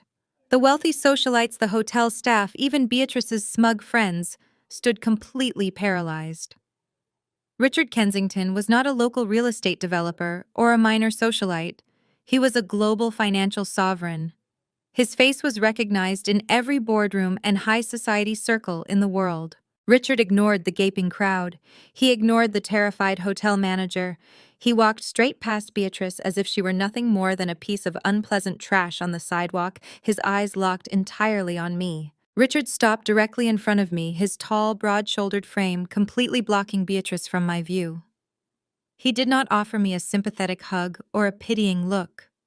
He offered me a profound, anchoring nod of solidarity. He was not stepping in to fight my battle because he thought I was weak. He was stepping in to stand beside me while I waged war. The silence in the Ritz-Carlton lobby was absolute, thick, and suffocating. The elite socialites who had just been giggling into their champagne flutes were now holding their breath, their eyes wide with genuine terror. Beatrice was physically paralyzed. Her manicured hand remained hovering in the air exactly where it had been when she commanded the hotel manager to throw me out. Her brain was violently short-circuiting. She was staring at the man whose face graced the covers of global financial magazines, a man whose net worth was larger than the gross domestic product of several small nations, and she was trying desperately to understand why he had just referred to the woman she called trash as his daughter. Before Beatrice could force a single word past her trembling lips, A sudden commotion erupted near the entrance of the grand ballroom. The heavy oak doors swung open wider, and a frantic red-faced man pushed his way through the crowd of stunned onlookers. It was Charles Vanguard Brittany's father, the patriarch of the failing hotel empire. Charles was sweating profusely in his tailored tuxedo. His eyes were wide with a frantic, desperate kind of hope. He had spent the last 2 years watching his generational wealth evaporate into toxic debt, praying for a miracle bailout. Seeing the legendary Richard Kensington standing in the lobby of his daughter's engagement gala must have felt like an answered prayer. Charles firmly believed that Trent was a billionaire developer. He likely assumed Trent had pulled a massive string to invite the king of venture capital to their celebration as a gesture of goodwill. Charles shoved his way past a group of frightened socialites, practically sprinting toward us. He smoothed his tie pasted on a desperate, eager smile and extended both of his hands as he approached. "Mr. Kensington!" Charles gasped, bowing his head in a display of profound, pathetic submission. "What an absolute, unexpected honor. We had no idea you were attending the merger celebration tonight. On behalf of the Vanguard family, please allow me to welcome you. If there is anything you need, any accommodation at all, my staff is entirely at your disposal." He thrust his trembling hands forward, waiting for Richard to accept the greeting. Richard did not move a single muscle.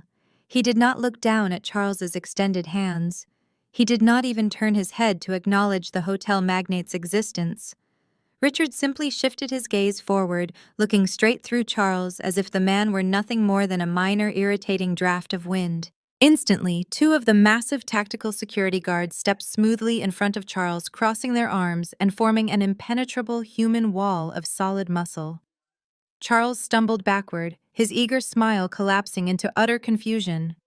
He looked around the lobby, desperate for someone to explain the severe public rejection he had just endured.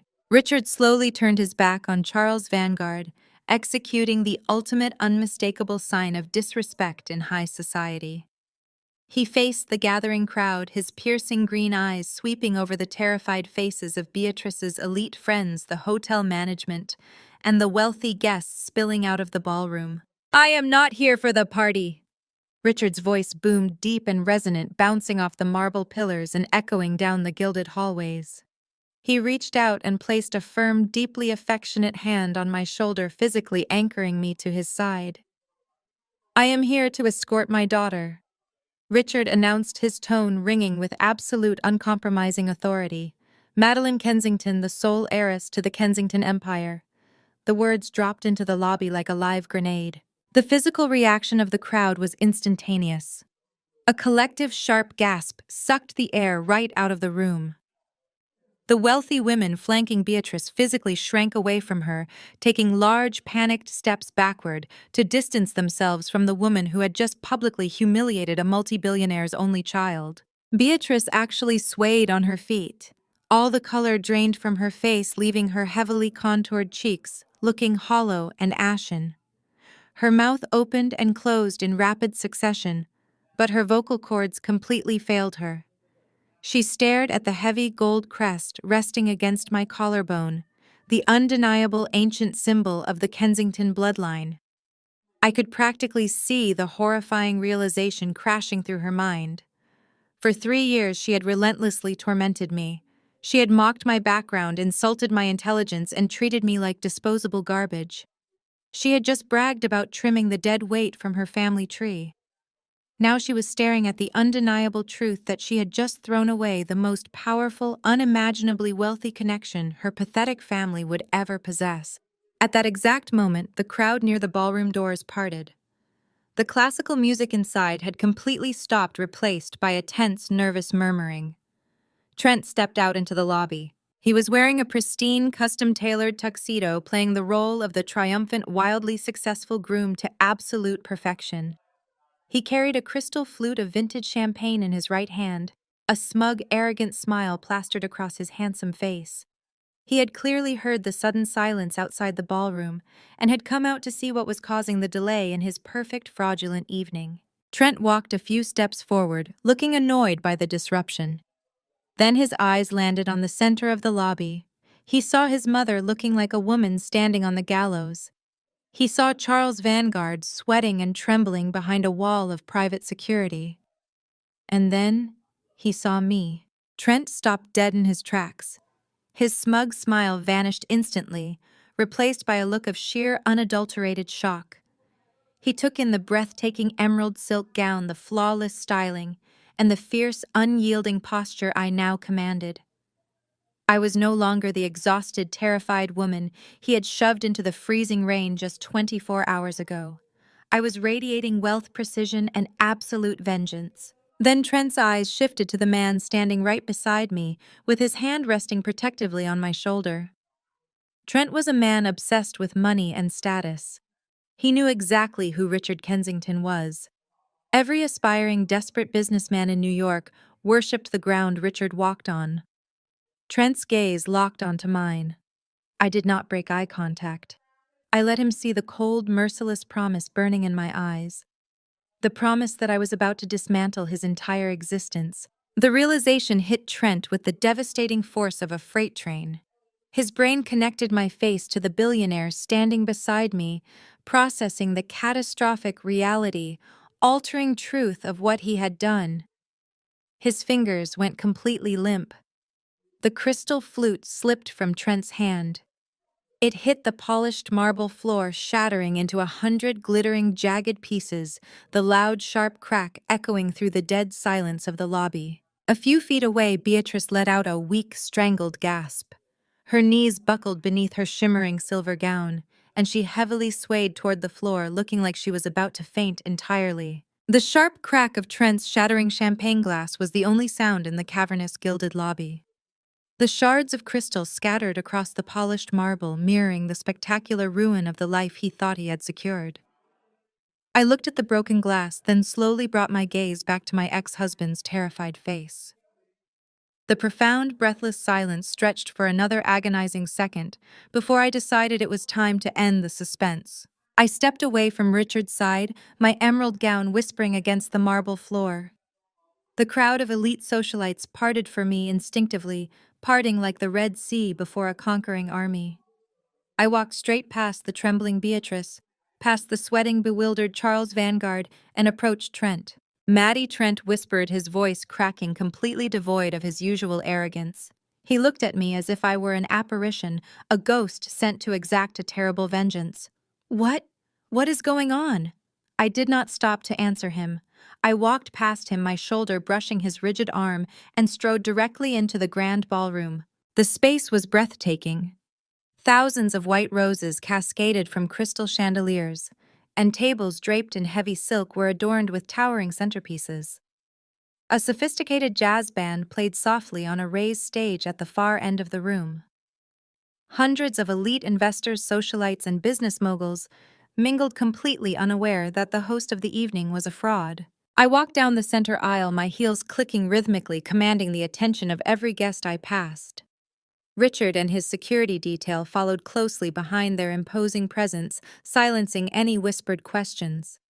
I reached the stage, bypassed the bewildered bandleader, and stepped up to the microphone stand positioned in the center. "Stop playing," I commanded, my voice carrying clear and sharp across the massive ballroom. The musicians, intimidated by the sudden influx of heavily armed security, immediately stopped. The sudden cessation of music caused the remaining conversations in the room to die instantly. Every face turned toward the stage. Hundreds of eyes locked onto me, taking in the unfamiliar woman in the emerald gown holding the microphone with absolute terrifying confidence. Trent had finally recovered enough to follow me into the ballroom. He practically sprinted down the aisle, his face flushed, a frantic, desperate smile plastered across his features.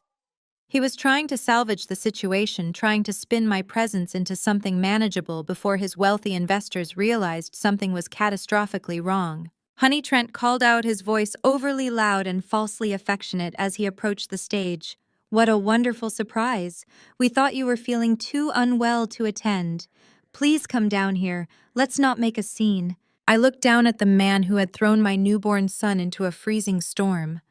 The man who had spent hours earlier that day threatening to steal my child to force my submission in a divorce. He was calling me honey. He was trying to exert control, relying on my old habit of shrinking myself to fit his narrative. I leaned into the microphone. Trent isn't a billionaire, I announced, my voice echoing off the vaulted ceilings.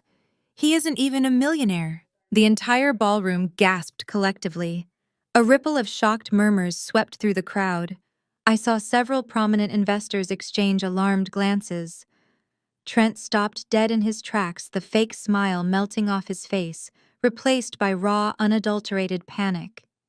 "Maddie, stop!" Trent hissed, his voice dropping to a desperate, furious whisper. "You don't know what you're doing. You're ruining everything." "I know exactly what I am doing," I replied, my gaze sweeping the room. "I am a forensic accountant, and for the past 24 hours, I have been conducting a comprehensive audit of Trent's real estate development firm. The company you all believe is securing multi-million-dollar acquisitions is a complete, utter fabrication." I reached into the metallic gold clutch I carried and pulled out a small encrypted flash drive. I tossed it to one of Richard's security men standing near the audio-visual control panel at the side of the stage. The man expertly plugged the drive into the system. Instantly, the massive projection screens flanking the stage, which had been displaying tasteful, elegant photos of Trent and Brittany, flickered and changed. The screens now displayed Trent's authentic, deeply disturbing financial ledgers. Columns of stark red numbers illuminated the ballroom, highlighting massive high-interest loans, delayed vendor payments, and empty operational accounts. "Trent is currently drowning in $15 million of toxic debt," I declared, pointing to the undeniable proof glaring from the screens. "He has been securing your investments by inflating his property valuations and falsifying his quarterly earnings reports." The ballroom erupted. Investors who had poured millions into Trent's firm began shouting, their faces turning purple with rage. Charles Vanguard, Brittany's father, clutched his chest, staring at the screens in absolute horror. He was looking at the financial ruin of the man he thought was going to save his own failing empire. "It gets worse," I continued, raising my voice to cut through the mounting chaos. "Trent is not just incompetent, his executive team is actively embezzling whatever capital is left." I signaled the security man. The screens changed again. This time they displayed the offshore wire transfer receipts, the itemized luxury purchases, and the complex web of shell companies. His chief financial officer, Jamal, has been systematically skimming millions of dollars from the operational accounts to fund his own lavish lifestyle. I stayed, my eyes scanning the crowd until I found Jamal. He was standing near the back, his designer trench coat suddenly looking like a prison uniform. Jamal has been falsifying records, hiding the debt, and using investor capital to buy yachts, sports cars, and private jets. The shock in the room transformed into pure volatile outrage. People were screaming, demanding answers, pulling out their phones to call their own financial advisors. Jamal's arrogant Ivy League composure completely disintegrated. He shoved his way through the angry crowd, sprinting toward the stage, his face twisted in desperate, panicked fury. "She's lying," Jamal shouted, his voice cracking as he lunged toward the microphone. "She's a crazy, bitter ex-wife making up stories. Do not listen to her." He reached the edge of the stage, his hand stretching out to grab the microphone stand. He was inches away from me, his eyes wild with the terror of a man watching his freedom vanish. But before his fingers could even brush the metal stand, two of Richard's massive security guards intercepted him. They moved with terrifying efficiency, grabbing Jamal by the arms and slamming him face first onto the polished wooden floor of the stage, pinning him down effortlessly. "Let me go!" Jamal screamed, struggling against the immovable weight of the guards. "She faked those documents. It's a setup." I looked down at Jamal, pinned to the floor, his designer suit wrinkled and his dignity utterly destroyed. "I did not need to fake anything, Jamal," I said softly, crouching down so he could hear me clearly over the shouting crowd. "You were just too arrogant to realize you left a digital trail a mile wide. You should have kept your $500. You are going to need a very good defense attorney." I straightened my posture and stepped back from where Jamal lay, pinned against the polished wooden floor of the stage. The heavy silk of my emerald gown rustled softly, a sound that felt deafening in the localized pocket of silence surrounding me. Out in the grand ballroom, the chaos was absolute. Furious investors were shouting at Trent, demanding answers, demanding their stolen millions. The elite socialites who had just been sipping champagne were now frantic, pulling out their phones and whispering frantically to their financial advisors. But my execution plan was only half complete. I had dismantled the groom. It was time to dismantle the bride. I turned my back on my ruined ex-husband and shifted my absolute focus to the front row of VIP tables. There sat Brittany. The supposed billionaire hotel heiress was trembling so violently that the diamonds around her neck shook under the chandelier light. She was gripping the edge of the silk-draped table with white knuckles, all color completely drained from her perfectly contoured face. Beside her, Charles Vanguard looked as though all the oxygen had been physically sucked from his lungs.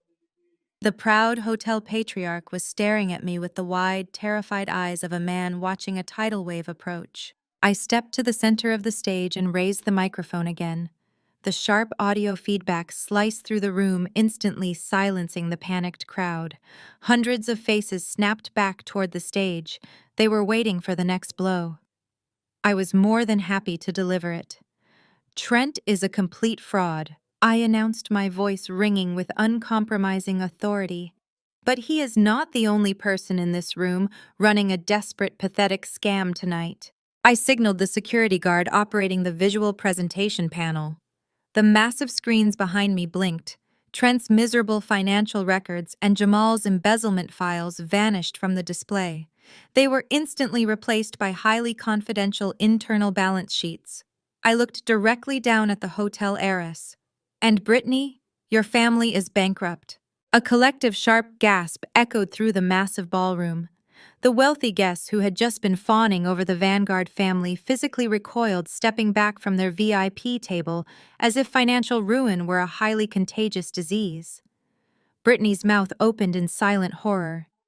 Charles Vanguard gripped his chest, his face turning a dangerous shade of red.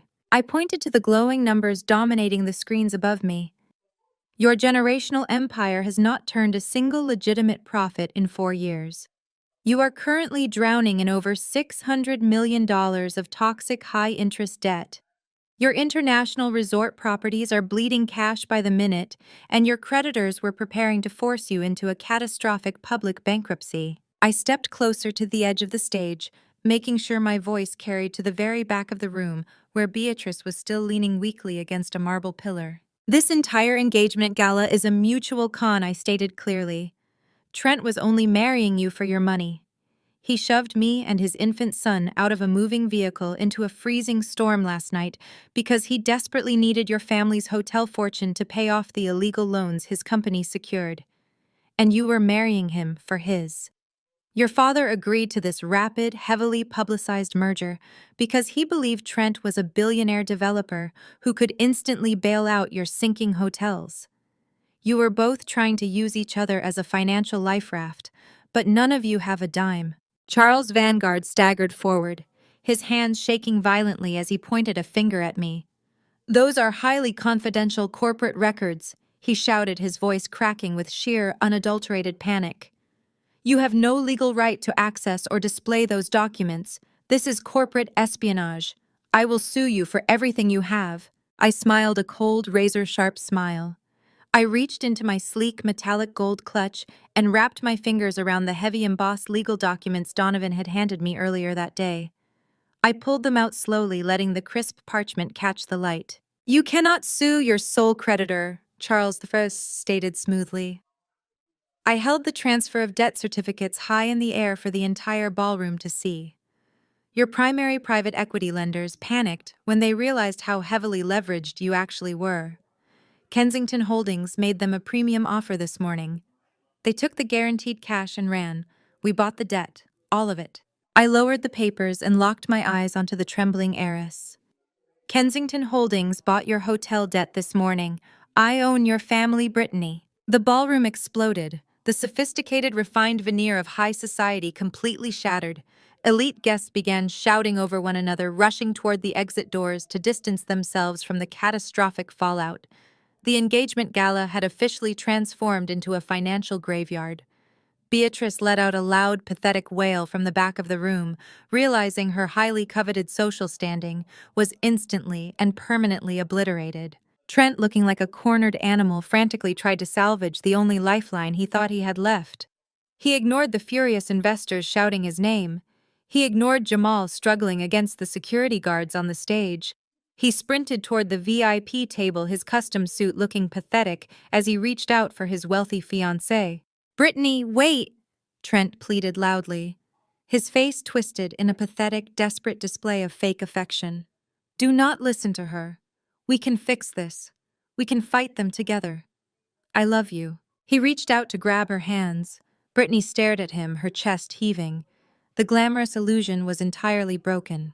She looked at the man she thought was a billionaire savior and realized he was actually a broke, fraudulent criminal who had just destroyed her last remaining chance at survival. He had conned her just as completely as she had tried to con him. Brittany let out a piercing, furious scream. She ripped her hands away from his grasp, reared back, and slapped Trent across the face with every ounce of strength she possessed in front of hundreds of people. The sharp crack of Brittany's hand striking Trent's face echoed like a gunshot through the rapidly emptying ballroom. The remaining guests, the ones too fascinated by the unfolding disaster to flee, gasped in unison. Trent stumbled backward, his hand flying to his reddening cheek, his expression caught somewhere between shock and pure rage. He had built his entire identity on the illusion of control, on his ability to manipulate people and situations to his advantage. Now stripped of his fake billions and publicly humiliated by the woman he had intended to use as a financial shield, the facade completely collapsed. He spun away from Brittany, his eyes darting frantically around the room until they landed on the stage. He wasn't looking at me. He was looking at Jamal, who was still pinned firmly to the polished wooden floor by Richard's security detail. The realization of his impending federal prosecution finally penetrated Trent's arrogant denial. He needed a scapegoat, and he needed one immediately. Trent lunged toward the stage, his tailored tuxedo jacket straining across his shoulders as he pointed a shaking finger at his chief financial officer. "This is your fault," Trent screamed, his voice raw and hysterical, completely abandoning the polished persona he had maintained for years. "You were supposed to handle the books. You told me the offshore accounts were secure. You said the Vanguard merger would cover the operational deficit before the audits triggered. You stole from me to buy sports cars and private jets for Caroline while you let my company sink." Jamal thrashed against the heavy hands holding him down. His expensive designer trench coat was bunched and wrinkled around his shoulders. The Ivy League arrogance that usually dripped from his every word was entirely gone, replaced by the frantic, panicked survival instinct of a man staring down decades in federal prison. Jamal shrieked back, twisting his neck to glare at Trent. "You signed every single one of those investor reports, you arrogant fool. You approved the inflated property valuations. You were the CEO. You cannot play the innocent victim now. You knew exactly what we were doing to secure those predatory loans, and you willingly participated because you wanted to play the big-shot developer for your elite friends." The betrayal was instantaneous and absolute. There was no loyalty among thieves, especially not when the federal government was involved.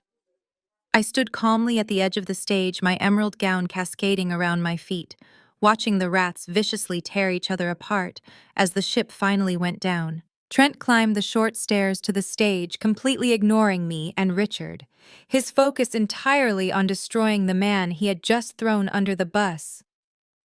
"I have emails," Trent yelled, stepping dangerously close to the security guards holding Jamal. "I have internal memos proving you structured the Cayman Island accounts without my direct authorization. I will hand everything over to the SEC.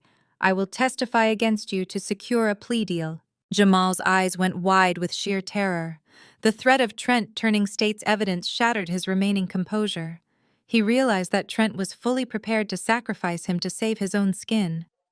Jamal stopped fighting the security guards. His body went limp against the floor, a pathetic, whimpering mess. He turned his head, his desperate, pleading eyes searching for a lifeline. His gaze landed on me. "Maddie," Jamal begged, his voice cracking, shedding all pretense of superiority. "Maddie, please. We are family. I always treated you well." I looked down at him, my expression completely impassive. I remembered the Greasy Spoon diner just yesterday morning. I remembered Jamal sliding the non-disclosure agreement across the sticky table, arrogantly offering me $1,000 a month in fake charity to keep me quiet while he stole millions. I remembered him mocking my background, telling me I was uneducated and lacked the pedigree to understand his elite financial strategies. "You shoved a non-disclosure agreement in my face and told me to disappear," I said, my voice cold and steady, cutting through his pathetic pleas. "You told me I was a nobody who did not belong in your world. You were right about one thing, Jamal. I do not belong in your world. Your world is built on lies, theft, and exploitation." "Maddie, you have to tell them!" Jamal sobbed, tears streaming down his face, completely abandoning any shred of dignity. "Tell them I had nothing to do with the worst of it. Tell them Trent forced me to hide the debt. I can help you. I can give you access to the offshore accounts. I can get your money back. Just call off the federal agents, please." I stared at him, feeling absolutely nothing but a cold, clinical satisfaction. "I do not need your help accessing the offshore accounts," Jamal, I replied smoothly. "My father's legal team has already initiated the asset recovery process. You have nothing left to offer me. And as for calling off the federal agents, that is entirely out of my hands." Before Jamal could formulate another desperate plea, a loud collective gasp rippled through the remaining guests in the lobby. The heavy gilded double doors of the Ritz-Carlton, which had remained closed since Richard's dramatic entrance, were suddenly illuminated from the outside. Through the massive floor-to-ceiling windows flanking the entrance, a chaotic, dazzling light show erupted. The dark New York night was instantly painted in violent strobing flashes of intense red and blue. The sharp, piercing wail of multiple sirens cut through the cold air, growing louder and more deafening by the second, signaling the arrival of a massive, coordinated tactical force. The federal execution I had orchestrated was no longer just digital. It had officially arrived at the front door. The blinding strobe of red and blue lights penetrated the heavy glass doors of the Ritz-Carlton lobby, casting frantic, violent shadows against the opulent marble walls and towering floral arrangements. The wail of sirens cut off abruptly as a fleet of unmarked black SUVs and local police cruisers slammed into park outside the main entrance, blocking every possible escape route.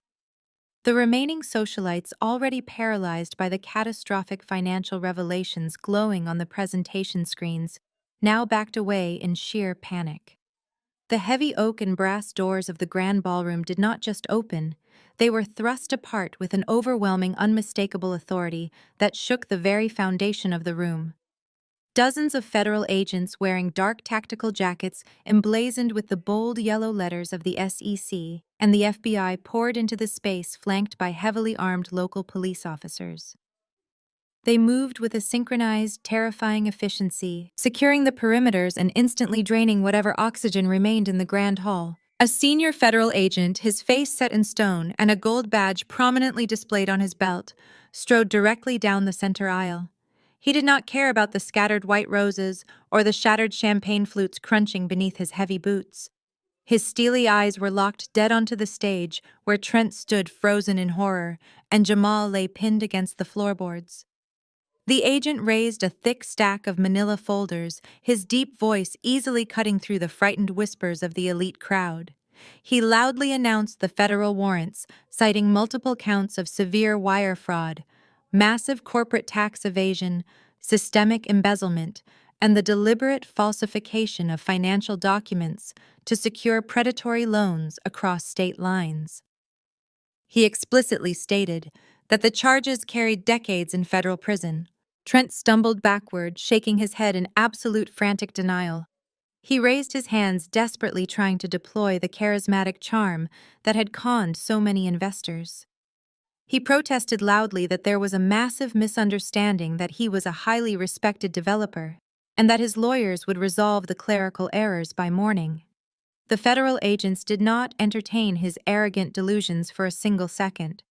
Two robust officers stepped forward and grabbed Trent roughly by the shoulders, spinning him around and slamming his wrists behind his back into heavy steel handcuffs. The sharp metallic click echoed through the ballroom, serving as the ultimate inescapable punctuation to his fraudulent empire. On the stage, the Kensington security detail took a synchronized step back, allowing the federal agents to haul Jamal up from the floor. Jamal was weeping openly now, his expensive designer trench coat ruined and his Ivy League dignity completely obliterated. As the cold steel snapped around his own wrists, Jamal frantically begged the arresting officers to look at Trent, screaming that he was just a pawn following the chief executive's direct orders. Watching her golden son being treated like a common street criminal completely shattered Beatrice. Her entire identity, her carefully cultivated social dominance, and her elite pedigree evaporated in an instant. A visceral, ear-piercing shriek tore from her throat. Her face twisted into a mask of pure, unhinged hatred as she locked her furious eyes on me. Blaming me entirely for the catastrophic destruction of her fake dynasty, Beatrice lost all sense of self-preservation. She charged past the fleeing guests, her hands curled into jagged claws, aiming directly for my face. She screamed that I was a worthless street rat, a parasite who had ruined her perfect, flawless family. I did not even flinch. I did not take a single step backward. Before Beatrice could get within 10 feet of me, two of Richard's massive security guards stepped smoothly into her path. They caught her by the arms, entirely unfazed by her aggressive thrashing. She kicked and spat, fighting like a cornered rabid animal, but the guards restrained her with an effortless, immovable force. My father Richard stepped slightly in front of me, glaring down at the struggling woman with absolute disgust. Beatrice looked utterly pathetic, a disgraced socialite throwing a feral tantrum in a ruined silver gown, while the entirety of high society watched her spectacular, irredeemable downfall. I slowly walked down the short steps of the stage, the heavy silk of my emerald gown gliding over the polished floor, until I stood directly in front of my handcuffed ex-husband and his blubbering brother-in-law. Trent looked up at me, his chest heaving rapidly, his eyes wide with a frantic mixture of fury and absolute crushing terror. He opened his mouth perhaps to hurl one last venomous insult or beg for an impossible ounce of mercy, but I raised my hand, silencing him instantly. I looked deeply into his panicked eyes, vividly, remembering the freezing storm, the wet, unforgiving pavement, and the desperate cries of my infant son. My voice was dangerously calm, carrying flawlessly over the loud commotion of the federal raid and the gasps of the onlookers. I didn't call you an Uber. I stated my words sharp and dripping with cold, calculated finality. But the police cruisers are waiting right outside. The federal agents yanked Trent and Jamal forward, marching them forcefully down the aisle toward the grand exit of the Ritz-Carlton. The harsh reality of his complete, undeniable destruction finally registered in Trent's mind, but his toxic narcissism refused to accept absolute defeat. He needed to inflict one final wound. As the officers dragged him through the heavy lobby doors, Trent twisted his body violently around, fighting against the grip of the federal agents. His face contorted with pure, venomous malice, and he screamed over the overwhelming noise of the chaotic crowd. He vowed that I would never truly win. He declared at the top of his lungs that he would drag me into family court, drain my spirit, and take Leo away from me forever. The morning sun never arrived. Instead, the sky above New York City shattered into a torrential, freezing downpour. The heavy rain lashed against the towering wrought iron gates of the Kensington estate, violently washing away the remnants of the night before. It was a poetic, perfectly symmetrical recurrence of the exact same storm that had raged when Trent shoved me out of his luxury SUV. But this time, the roles were entirely reversed. I was standing inside the warm, impenetrable fortress of my father's mansion. Outside the gates, the architects of my misery were about to experience the brutal reality of being left in the cold. Through the high-definition security monitors in the surveillance room, I watched a cheap-dented yellow taxi pull up to the curb. It was a far cry from the armored limousines and luxury vehicles that usually approached this property. 4 figures stumbled out of the cab into the relentless downpour: Trent, Jamal, Beatrice, and Caroline. They looked absolutely wretched. Trent and Jamal had apparently managed to scrape together just enough collateral to post a temporary, exorbitant bail, draining whatever hidden emergency funds they had left. but securing their temporary physical freedom had cost them everything else. My forensic accounting skills had dismantled their entire fraudulent empire in a matter of hours, and now they were crawling back to the woman they had severely underestimated. Trent was still wearing the same custom-tailored tuxedo from the gala, but it was now smeared with mud, wrinkled and soaked through to his skin. Jamal had lost his designer trench coat entirely. His expensive dress shirt clung to his shivering frame. His Ivy League arrogance washed down the storm drains. Beatrice and Caroline huddled together, their ruined evening gowns plastered to their shaking legs, their expensive makeup running down their faces in dark, pathetic streaks. They looked exactly like the garbage Beatrice had accused me of being just hours prior in that brightly lit hotel lobby. Trent staggered toward the stone pillar housing the estate's primary intercom system. His hands shook violently from the biting cold as he slammed his palm against the steel call button. The audio feed crackled to life inside the security room, filling the space with the sound of the howling wind and his desperate, pathetic voice. "Maddie." Trent yelled, his voice cracking, completely devoid of his former pride. "Maddie, please. I know you are in there. You have to tell the security guards to let us in. We are freezing. We have absolutely nothing left." The federal agent seized my office and my house. The banks froze all my operational accounts because you gave them the exact routing numbers. My own lawyers will not even return my calls because my retainers bounced. He leaned heavily against the cold, wet stone, coughing as the rain pelted his face. "Maddie, you have to withdraw the financial lawsuits," he begged. "You have to call off the SEC. If you do not stop this, Jamal and I are going to federal prison for decades. We are ruined. Think about Leo. You cannot let the father of your child rot in a concrete cell. Leo needs his father. We can share custody. We can be a family again. I will do whatever you want. I will sign the suburban house over to you. Just please call off the federal agents." Beatrice pushed her way to the intercom, shoving her golden son aside. The woman who had spent years treating me like a disease was now sobbing uncontrollably into the speaker. "Madeline, please." Beatrice wailed, her voice shrill and broken.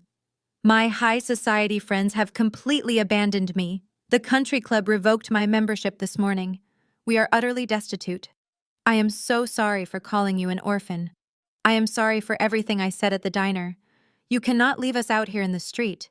You are a mother yourself now. Show some compassion. Show some mercy." Jamal shoved his face toward the microphone next. "Maddie, listen to me," Jamal pleaded, his teeth chattering audibly over the audio feed. "I can give you the names of the private equity managers who facilitated the offshore accounts. I can give you every password, every hidden ledger. I will testify against Trent. I will testify against anyone you want. Just please tell the IRS to drop the tax evasion charges." Caroline was sobbing loudly in the background, screaming that her credit cards were declining and she had nowhere to sleep tonight. I stood in the warm, dimly lit security room, staring at the glowing monitors. My face remained an absolute mask of stone. I felt no pity. I felt no hesitation. I listened to Trent weaponize my son, using Leo as a pathetic bargaining chip to save his own skin, after he had literally thrown that same child into a storm. I listened to Jamal offer to betray his own family to save himself.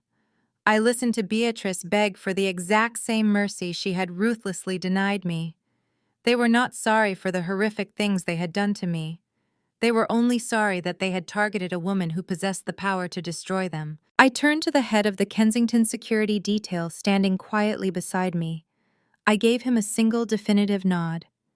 The heavy reinforced iron gates of the Kensington estate groaned, the deep mechanical sound echoing through the torrential rain. The massive metal doors began to slowly swing open, revealing the sprawling, immaculate grounds beyond. I walked out of the main house and stepped onto the pristine driveway. I was no longer wearing the wet sweater or the emerald gown. I was dressed in a sharp, impeccably tailored black business suit. I was flanked by 4 massive men in dark tactical gear.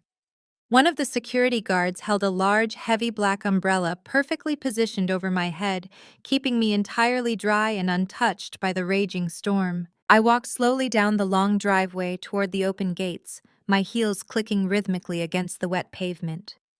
I moved with the cold, lethal grace of an executioner arriving to deliver the final sentence. I stopped exactly 2 feet from the property line, the invisible boundary separating my absolute sanctuary from the miserable reality they now inhabited. The security guard holding the massive black umbrella shifted slightly, ensuring not a single drop of the freezing downpour touched my tailored suit. The rain hammered relentlessly against the pavement, but beneath the canopy of the umbrella I existed in total, immaculate silence. Trent saw the gates open and immediately took a desperate, staggering step forward. His eyes were wide with a pathetic, manic surge of false hope. He actually believed that my presence meant salvation. He genuinely thought that because I had once loved him, because I was the mother of his child, I was walking out here to offer him a lifeline. 2 of my tactical security guards instantly stepped across the threshold, their hands resting menacingly near their tactical belts. They formed an impenetrable human wall. Trent slammed to a halt, his muddy dress shoes skidding on the wet asphalt. Maddie, thank God, Trent gasped, his chest heaving as he wiped a mixture of rain and mud from his pale face. I knew you would not just leave us out here. I knew you would listen to reason. We can fix all of this. Just tell your father to call off the lawyers. I will do whatever it takes to make this right for our family. I looked at him with an expression of absolute Arctic indifference. I did not feel a shred of the anxiety or the desperation that used to suffocate me whenever he raised his voice. I only saw a broken, cowardly man who had severely overplayed a weak hand. Do not ever use the word family in my presence again. I stated, my voice carrying a quiet, lethal authority that cut through the noise of the raging storm. You do not have a family, Trent. You have co-conspirators. And as of yesterday evening, your entire criminal enterprise has been permanently liquidated. Beatrice shoved her way past Jamal, her ruined silver gown dragging heavily through the dirty puddles. She clawed at the air, her face twisted in a mask of sheer panic.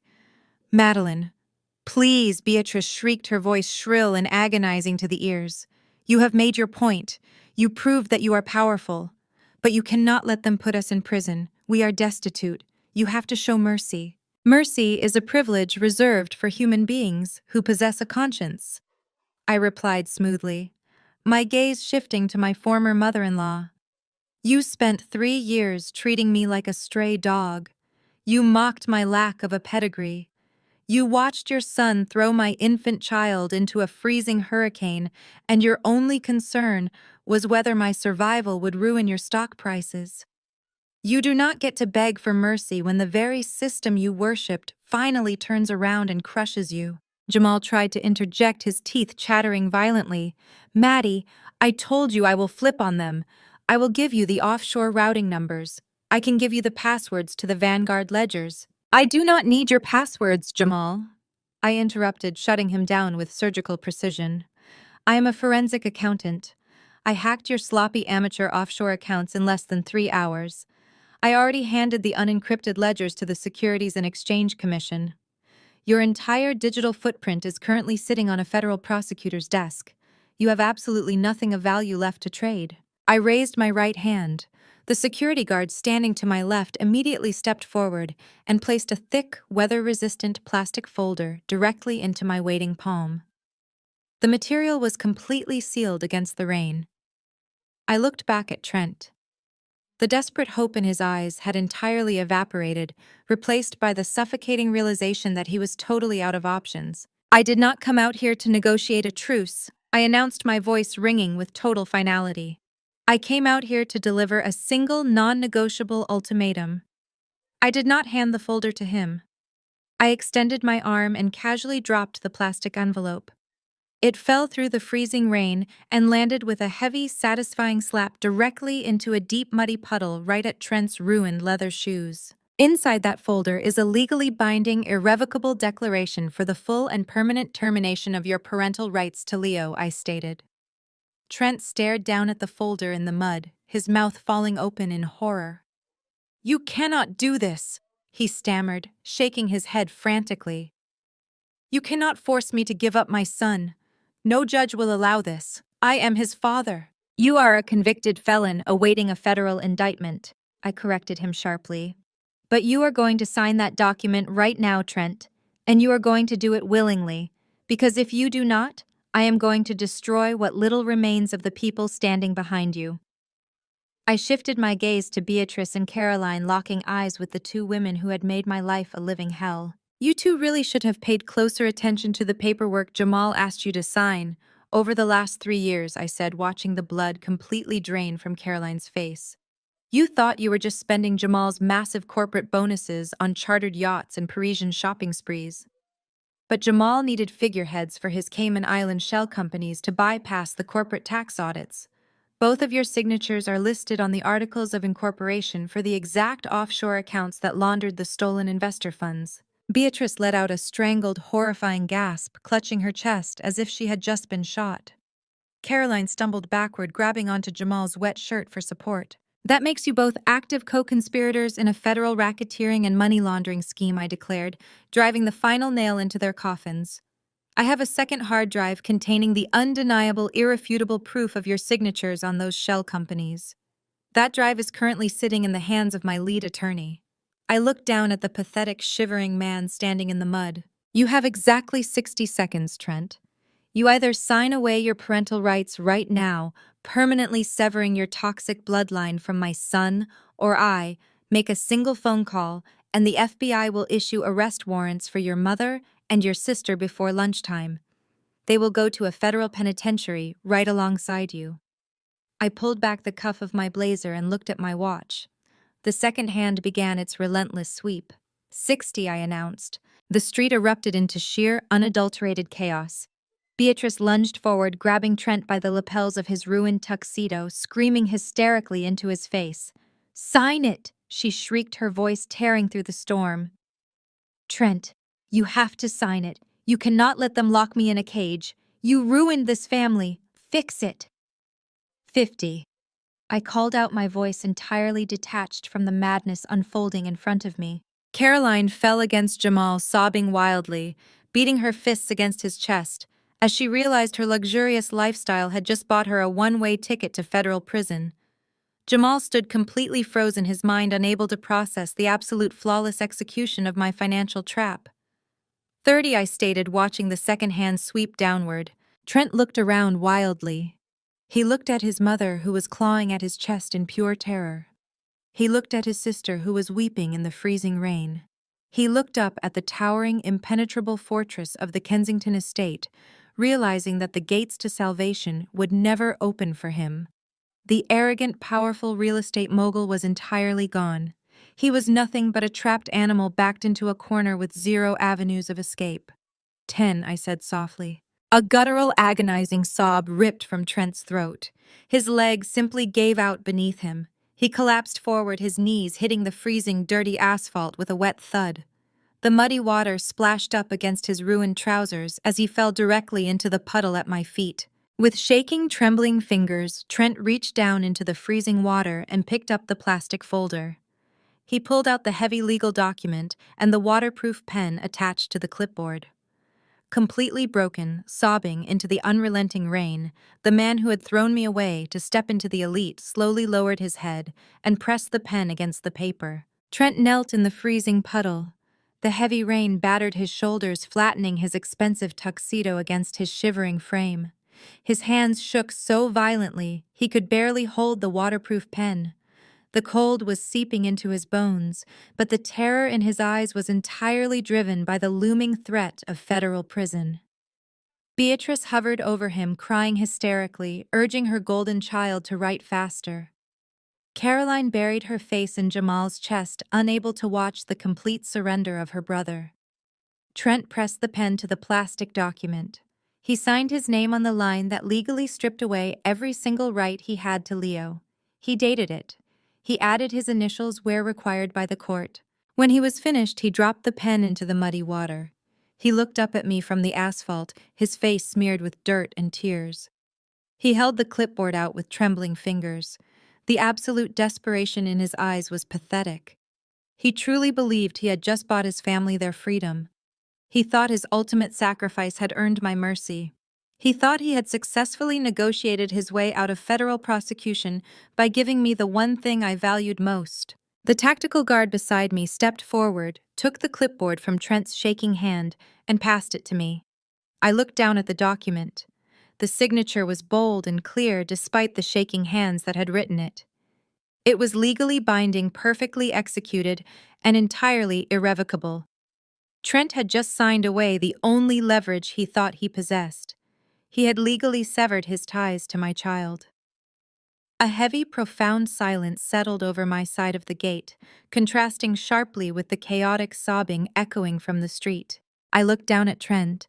A slow, ice-cold smile spread across my face.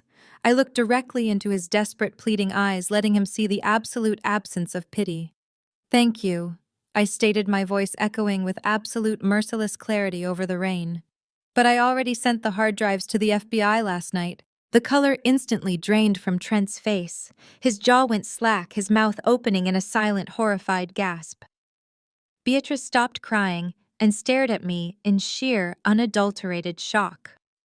The realization of what I had just said crashed over them like a tidal wave of concrete. They had surrendered everything, and they had gained absolutely nothing in return. I looked down at the signed document in my hand, my voice dripping with cold satisfaction. "This signature just guarantees my son will never share your toxic bloodline." The realization hit them with the force of a physical blow. Beatrice let out a blood-curdling scream that ripped through the freezing rain, a sound of pure, unhinged devastation. She clawed at the wet asphalt, realizing her elite high society life was permanently destroyed. Caroline fell to her knees next to Trent, wailing in absolute despair as the reality of federal prison set in. Jamal stared at the towering iron gates, his body completely broken, fully comprehending that his Ivy League arrogance had led him straight into an inescapable trap. I did not stay to watch them suffer. I turned my back on the people who had thrown me away. I walked slowly up the pristine driveway, perfectly shielded by the massive black umbrella held by the security guard. I did not look over my shoulder. I did not offer a single word of comfort. The heavy iron gates swung shut behind me with a loud, definitive clang, locking the garbage entirely outside where it belonged. The ensuing weeks played out exactly as I had orchestrated. Federal agents stormed Trent's office and Jamal's luxury residence simultaneously. The financial execution was swift, public, and absolutely devastating. Trent and Jamal were denied bail, deemed extreme flight risks due to the offshore accounts I had exposed. They were indicted on multiple counts of federal wire fraud, tax evasion, and racketeering. Beatrice and Caroline did not escape the inferno. The FBI raided their homes, seizing every designer handbag, luxury vehicle, and piece of jewelry purchased with stolen investor capital.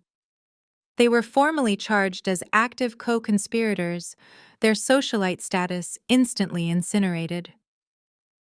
Brittany's family hotel empire collapsed under the weight of the debt Kensington Holdings now controlled, leaving their generational legacy in absolute ruins. The high society elite who had once fawned over Beatrice completely abandoned her, scrubbing every photo and connection to the disgraced family from their pristine lives. The people who had obsessed over status and wealth were left with absolutely nothing but concrete cells and federal public defenders. The winter storm eventually gave way to a bright, unyielding spring. I stood by the floor-to-ceiling windows of my lavish corner office on the top floor of Kensington Holdings. The panoramic view of the New York skyline stretched out before me, an endless horizon of glass and steel that I now commanded. I was dressed in a sharp, impeccably tailored black suit, the heavy gold Kensington crest resting proudly against my collarbone. I held Leo in my arms. He was healthy, growing fast, and babbling happily as he reached out to touch the thick glass of the window.